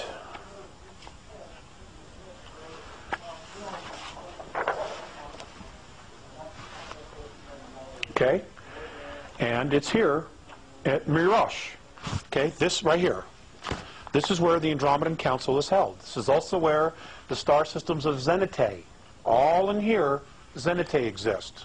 This is where the Andromedan people live. Okay? These systems right here is where the Andromedan Council is held. They are. Yes, they are. The Andromedan Council was created to study migration and to try to limit contact between hydrogen and O2 races, and hence to stop conflict between the two great orders of organic life. Communication between the two species at times remains quite difficult. Okay, that's how it got started. Okay. Integration with the hydrogen form, you should talk very slowly. Yes, you should. Everything you should say. And you absolutely want to use the formal, polite language so that nothing you say is misunderstood. Okay? You will know that because they will be wearing some kind of an apparatus over their nostrils. Now, those nostrils could be almost anywhere depending upon the species. Okay? If they're wearing a suit or some type of a helmet, then you can assume that it's a hydrogen. Okay? Or a methane or an ammonia. Okay? Because if it's an O2, an oxygen, he will not need that apparatus. Okay, the Andromedans. These are just some brief notes, and then we're going to do some questions, okay? They are tough, honorable, courageous fighters. They build massive ships to environmentally resemble worlds. Comfortable, solid, and durable craft. These are my own words.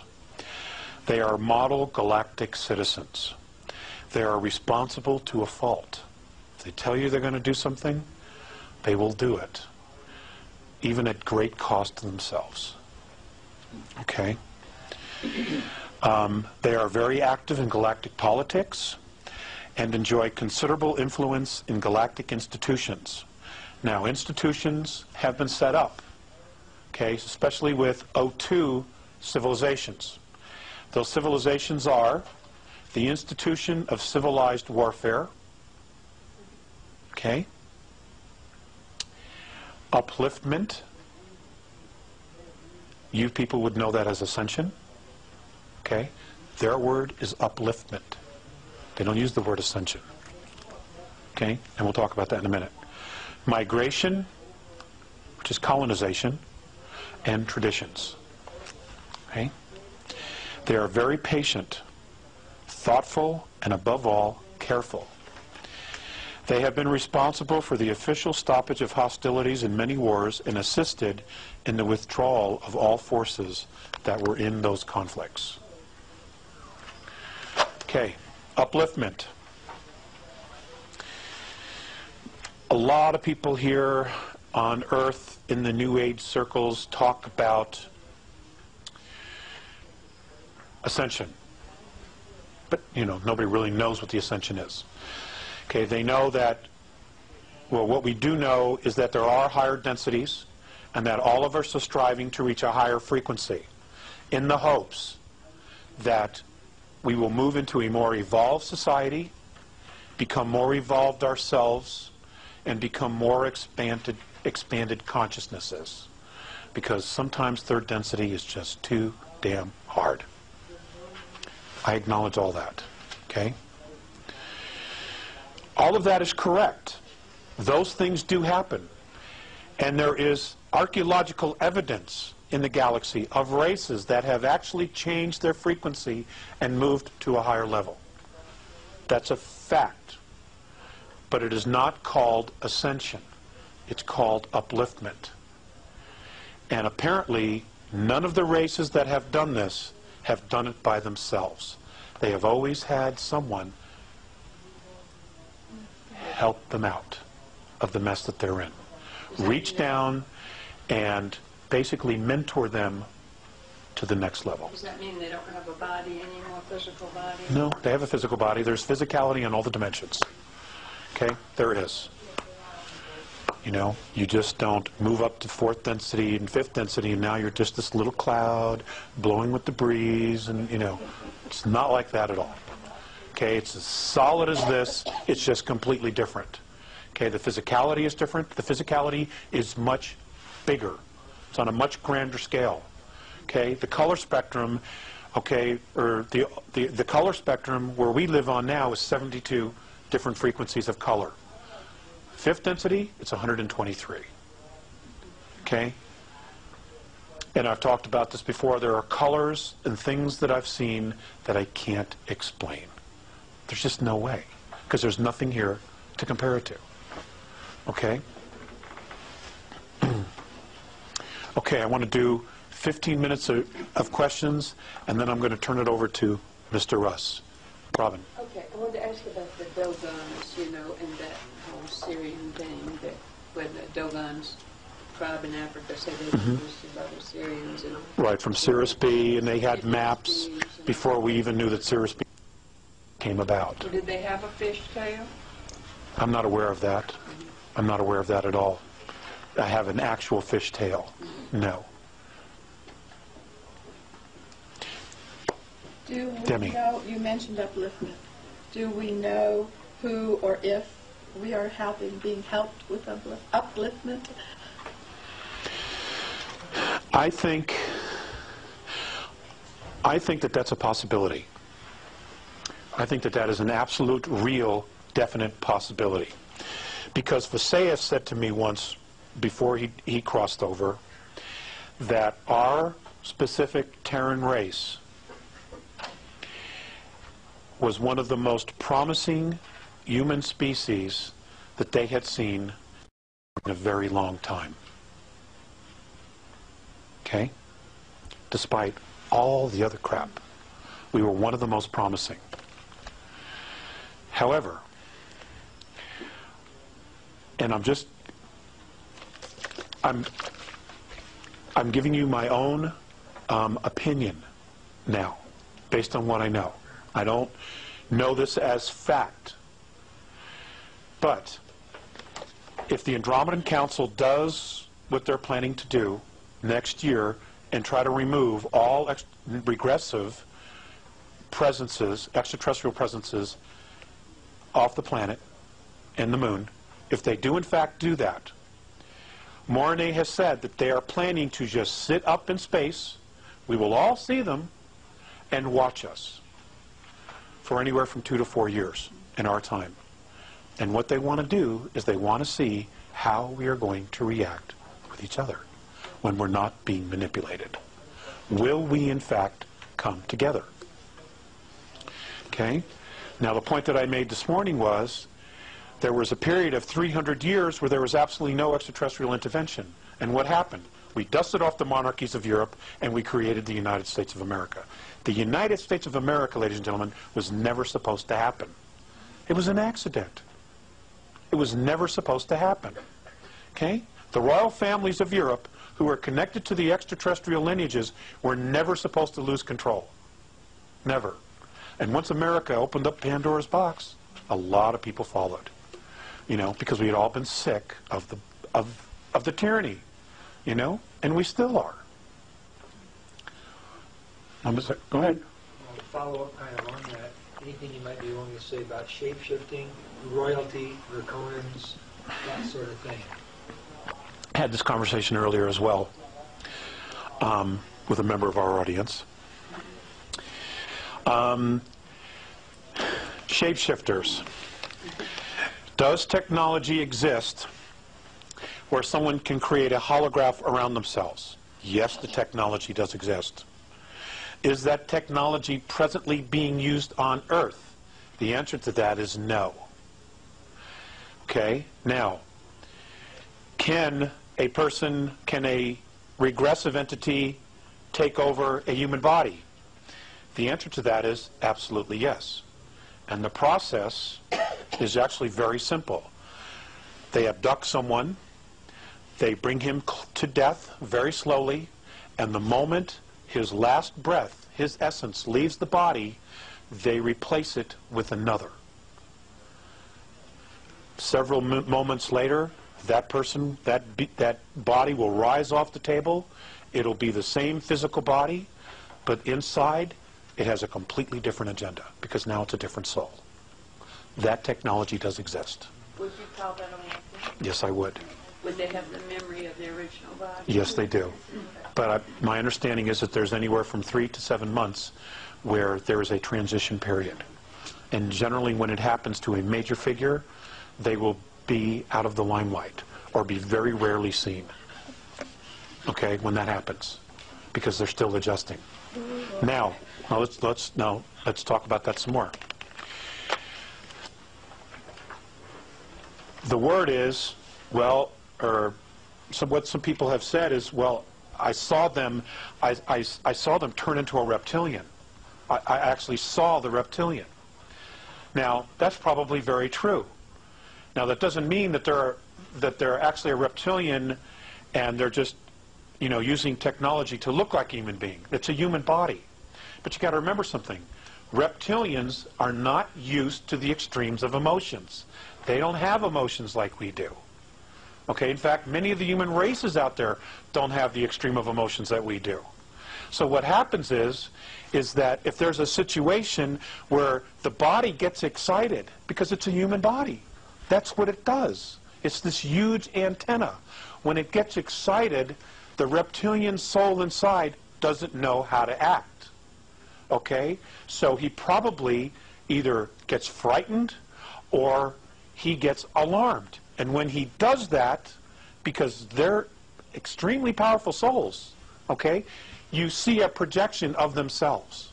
You see the projection of themselves in their auric field. You will see it, okay, because they're not used to the emotions. They don't know how to handle it. And that's part of the transition period. That's what I've been told. Well, can an original reptilian have sex with a human being? Yeah, but no offspring will come of it. You know, if there's offspring, it's because there was a genetic manipulation. Why would they do it then? Just I actually don't know that it actually has been done, but it can. They do have a phallic. The mating claw. I'm sure that comes into play. well, I mean, I've run into that with some people. Some Could be. Maybe they just want it. Maybe they're trying to experience. Maybe they've been watching humans do it. They see the heightened emotion and passion and the rush that we get at that moment, and maybe they're trying to experience it themselves. well, they say they are attracted to, you know, orgies and Well, because of the emotion, right? Uh-huh. Different races on Earth. Why? Are they different combinations of this 22 or what? Yes, they are. Yes, they are. Do you know what ones are what? I know some of them. I know some of them. But I'm not prepared to talk about that tonight. But we will do it really, really soon. I promise within probably 4 weeks it'll be up on the website. Okay? So that, you know, I'm extremely motivated to create a scorecard. Okay? So that everybody knows who everybody is. Especially if this thing is coming down. We need to know. Or at least the information needs to be available. Those who want to know will find it. Alex, you don't have to answer this if you don't want to, but are the Caucasians all from one strain, or are we a mixture? We're a mixture as well. We all are.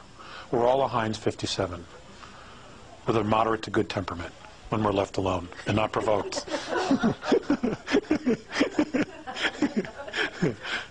Dave?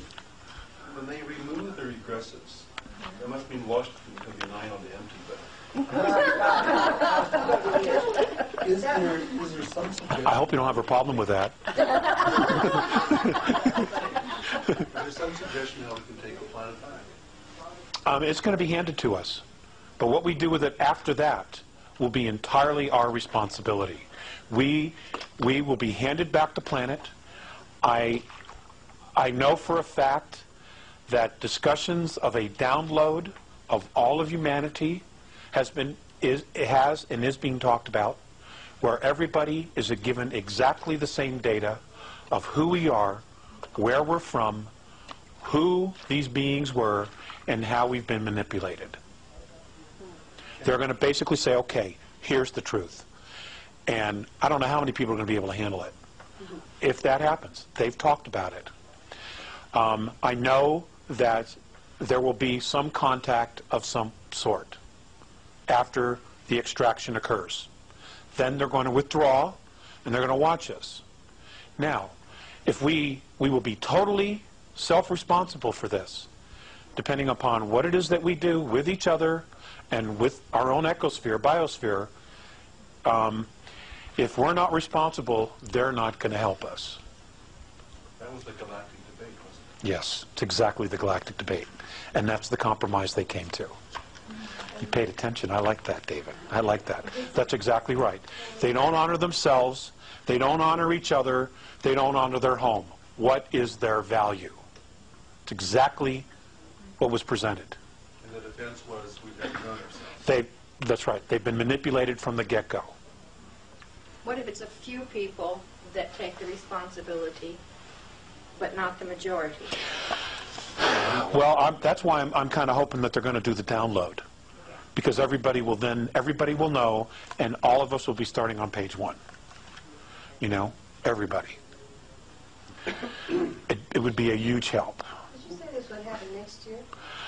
The date that they gave me was August 12th, 2003. Now, the reason they've given me that date and that specific day, and I didn't know about this till a couple of years ago, why that date, was, remember the Philadelphia experiment? When they sent the Eldridge through time and they ripped a hole in time? Well, they created a portal that was never supposed to be there. Some of the regressive races that are here and that have been in other places in the galaxy were sucked in through that time hole, and they're literally out of their own time. And the idea is to round them up and literally say, okay, we are either going to take care of you here and now, or you're going to be allowed to go back through that hole. Because it opens on that day. So that's 60 years, is it 60 years? Is that what that is? I believe it's 60-something years. Was it on August the 12th? Oh, yeah, August the 12th. So it's Uh-huh. 102 days. Yep. What will we experience? So when that hole opens, they're going to have the opportunity to go back to their time to where they belong. Okay? And the hope is that they'll do it, and the thought is that they actually will do it. Once that hole closes, there are apparently galactic races that have been recruited from outside our galaxy who know how to fix it. And they're already here, apparently. And as soon as that hole closes, they're going to seal it forever so that it never happens again. It doesn't open again. Because it didn't cause problems just for us. It caused problems for everybody. Everybody. Because it created a bridge between two different times. So what will we experience on that day? That's a great question. That's a really, really great question. And Marilyn, I have absolutely no idea. I have absolutely no idea. All I can tell you is that unless I hear otherwise, I will be taking that day off of work. If it's been postponed, I'll go to work. If I haven't heard any change in the schedule, I will be not going to work that day. It's a sick day. Apparently. Now, is there any correlation between this event and the approaching of Planet X? That's a great question, too. Planet X. 2 years ago, and I'm on the record as putting this on the website, the Andromedan, the Nibiruan, a portion of the Nibiruan family, the Enki line, approached the Andromedan Council and asked for permission to enter our solar system to retrieve mining equipment, okay, and other materials that they had left behind when they left here. There was a considerable amount of debate. The Andromedan civilization itself was staunchly against it because the Nibiruans are not known for keeping their word. Okay? However, the Andromedan Council itself ruled, okay, we will allow them in. And they are, in fact, coming. Now, what is coming is not a planet. It is, in fact, an intelligently guided planetary-sized craft. Okay? It can maneuver, it can change direction, it can come and go anywhere it wants. All right? It is not in an orbit, like we've been taught. Okay? It is not. So if it's a That- spaceship, It is a spaceship. Not hurt. It's just a very big one. it's not gonna. Well, it can hurt us. You know, if it comes too close to us, its field will in fact cause a lot of problems here. Is it But as at the big same as- time, what? Is it as big as they say, 4 times as big as... Oh yeah, sure. Oh yeah. There are motherships. The Andromedans have told me of races that have mother craft from the Andromedan galaxy that are twice the size of Jupiter, that house over 1 billion beings on it. That's amazing. I can't imagine being stuck with the same people. Well, let me just finish with the Nibiru thing, okay? So they're coming. What's going to happen? I have no idea. I can honestly tell you this, though. The Andromedans expect them to not keep their word, to just do, to just pick up their mining materials. Okay, much of that mining materials are in the rings of Saturn, for the record. Okay, and Mikey, I know, will address that issue because he's got some information he wants to share from his own sources. Okay, so another question, a couple more questions, and then we're going to stop. The regressives? It's entirely up to you, Mike. It's your gig. You said the removal of all regressives. Regressives. And hybrids, etc. Yes, ma'am. Yes, ma'am. Now, let's talk. That's a great. You made me think of something that I hadn't put in there. Okay, now exactly what is a regressive? How do they know who is a regressive extraterrestrial or hybrid? Okay. The Andromedans monitor when they start, and they come in, send in their teams to start studying a planet, a race, for induction, for mentoring. What they do is they monitor their chains of thoughts. Okay? And it is by their chains of thoughts that they can tell who's evolved, who's regressive, who's benevolent, who's empathetic, etc., etc., etc., by the chains of thoughts. They have technology that literally, it's not like it's more than just a picture of a brainwave. Okay? It's like a photocopier. Okay? It literally, you take a brainwave and creates a picture of an intent and of a thought. And if they see a chain of thought that's very regressive, they're marked. And they know exactly where they are and who they are on this planet. They know exactly. You know, and they're not the only ones. There are other races that are part of the council. You know, there's 38 different races in our solar system and just outside of it right now. Okay? And they're all sharing data. And they're just waiting to find out what's going to happen here, to get to go. Would the regressives include humans who are regressive too? Yes, yes it would. Absolutely. Uh-huh. So it's not anything to do with the percentage reptilian or anything else. It's a lot of other things. Like It's a lot of other things. Like a Hitler would be But considered a regress. he would be considered aggressive, but is he a walk-in? If he's not a walk-in, he stays. We'll have to deal with him. If he's a walk-in, he's out of here. Okay, because he's not the soul. He is not the birth soul. Okay? Okay, are we all clear on that? What's that? Many of them are walk-ins. You know? Many of them are walk-ins. Yeah. There is one family, and I've been told not to say because it would get me in a lot of trouble, but I'm going to tell you the circumstances. There is one family where the children are birthed of a line, okay, and when the child reaches 3 years of age, the exchange takes place. Yes. Now, this same family, okay, is basically used as a carrier. They're not the actual genetic lineage, but they have been propped up to be the genetic lineage. Wouldn't start with a bee, would it? Do you follow what I'm saying? Okay. Wow.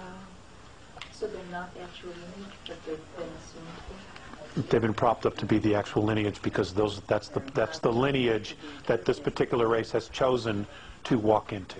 Been used for breeding purposes. Breeding purposes. Thank you. I just didn't want to come right out and say that. It gives me the creeps. Some of the Illuminati will be removed, some will not be removed.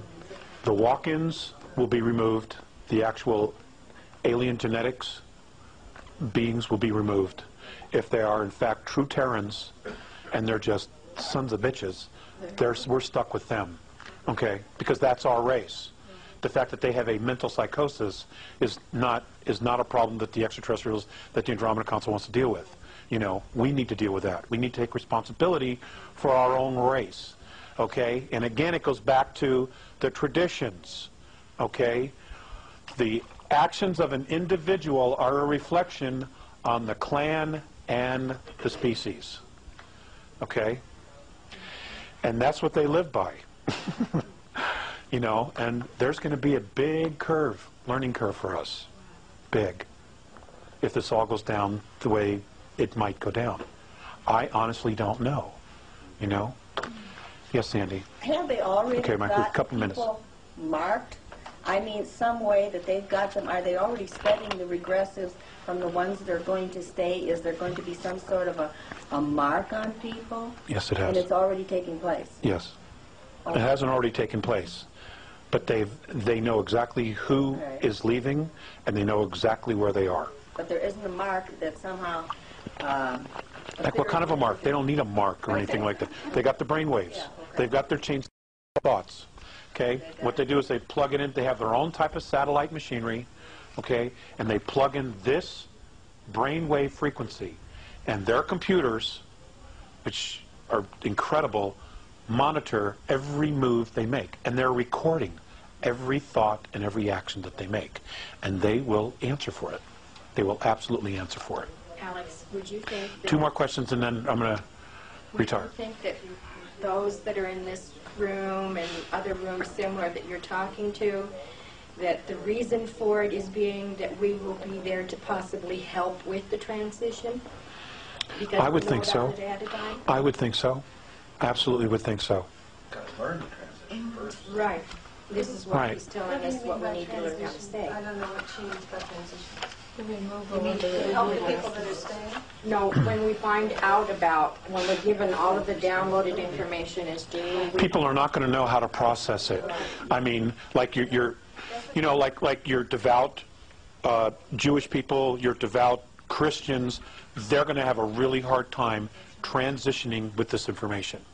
Okay? Because all of their belief systems are going to implode, you know, big time, you know, and they're going to need to process this, you know, and it's going to be one hell of a interesting experience for all of us. So you mean the control of religion will be exposed? Yeah. Oh, it'll be gone. It'll be gone in a heartbeat. 9 out of 10 people listening to you would think you ought to go to the loony bin. I've been told that. I've been told that. Therefore, it will be You know, but very fortunately my wife and my children don't think so, and that's really all that matters. That's why it'd be You know? difficult, because you're Sure, telling us sure. Well, you know, they're going to see extraterrestrials. They're going to see very large spacecraft. They're going to see hundreds and hundreds of miles, maybe thousands of miles worth of motherships in the sky. You know, and I mean, are they going to look at me and say, "I don't really see that"? You know what I'm saying? You know, and then who's in denial here? Okay, that's why, and I think that there is a move to really educate people, and I think that there are elements within world government that are benevolent, that are really trying to solve a very difficult problem, that are trying to help, and I think that's why the Disclosure Project has been allowed to get off the ground. Because for those of us who have been studying this information, that's the smoking gun, you know, and you know, that whole thing is, it's about the speakers. It's about the guys telling their stories. It's not about Stephen Greer. All right? And I want to make that crystal clear. I think Stephen's done everybody a great service, but it's not about him. It's about the guys on the tape that are putting it on the line. It's my bride. because Baby fell asleep. Even people like us here, it's almost mind-boggling. Yeah, it is. The enormity of the whole situation. My wife and I talk about this stuff at dinner. We've had Mike over to the house several times, and you know, we talk about it. And the frustration for us is, well, you know, how do we get this information out there? You know, it's hard. It's hard, and all I can do is offer it. You know, I can't make a living at this. That's for sure. You know, one more question, and then Mike. Dara? Because we're here, we believe, and that we've taken the initiative, would it be possible that the Andromedans may want to also include us as like spokespeople for the lay people, that they would assist in contacting us, or are they going to take a stance and not interface at all with the No. I've been talking to them for 15 years about adding more people to the list. No, that... all of us here in the room would be open to that. Right. My understanding is that many people in the next several years are going to be contacted. But depending upon the lineage, the extraterrestrial lineage that is dominant in your physicality, it will be that clan or that star system race that will contact you. That's how it's done. It's all about the lineage. Out there, and it is here. It really is. Okay? Ladies and gentlemen, this has been such a pleasure for me, you know, to get a lot of this off my chest and my head, and maybe the hair will grow back now. I just want to say thank you. You're in for a real treat as well, because Mr. Mike Rust has a lot of information. He's extremely enthusiastic. And have your Kleenex and tomatoes ready. Mike, you want them to take a 1-minute break, or? Okay. I'm going to write some stuff down real quick. So at 12:02 noon on August 12th. I don't have a date. I don't have a date. I don't have a time, I mean. I'm joking. I know you are. But, you know, some people would say, like, take that serious. No, no. If I get more information, It'll be on okay, your website. it'll be on the website. It'll be posted immediately. So you're saying this morning that this dodecahedron is imprisoning us. Why would we ingest that? That's the energy around the planet. Okay, but The clustered water and what's it? It's clustered and unclustered?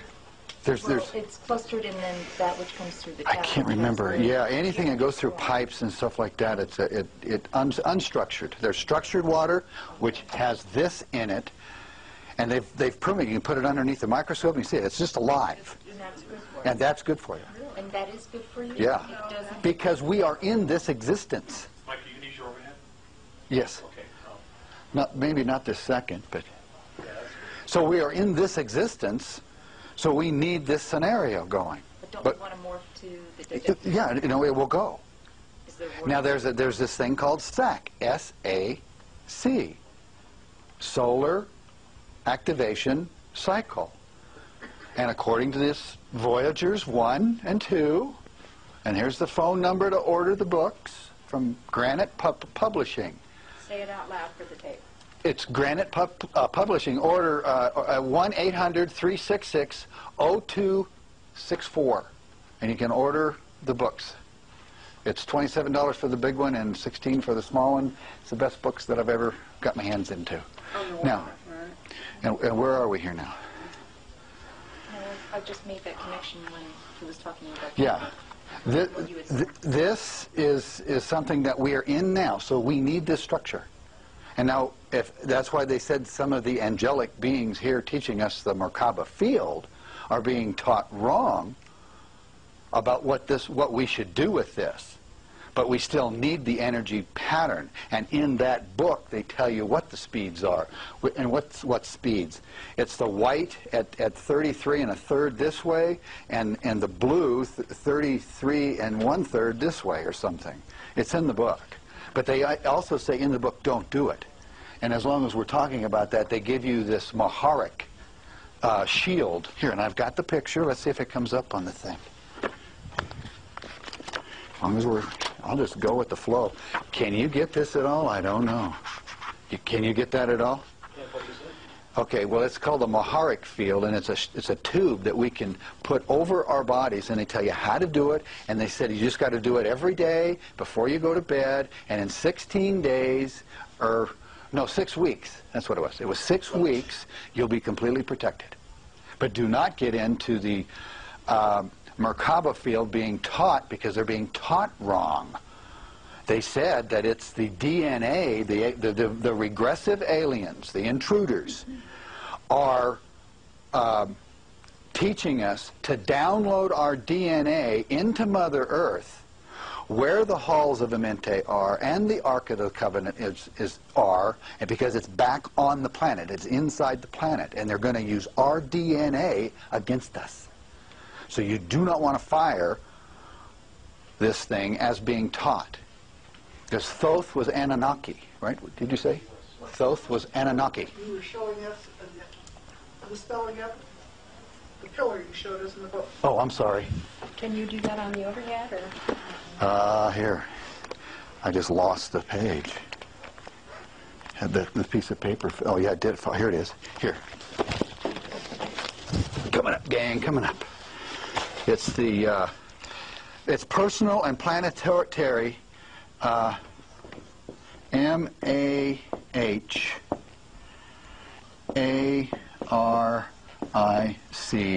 and then shield. They call it a shield. Shield. E-D-S.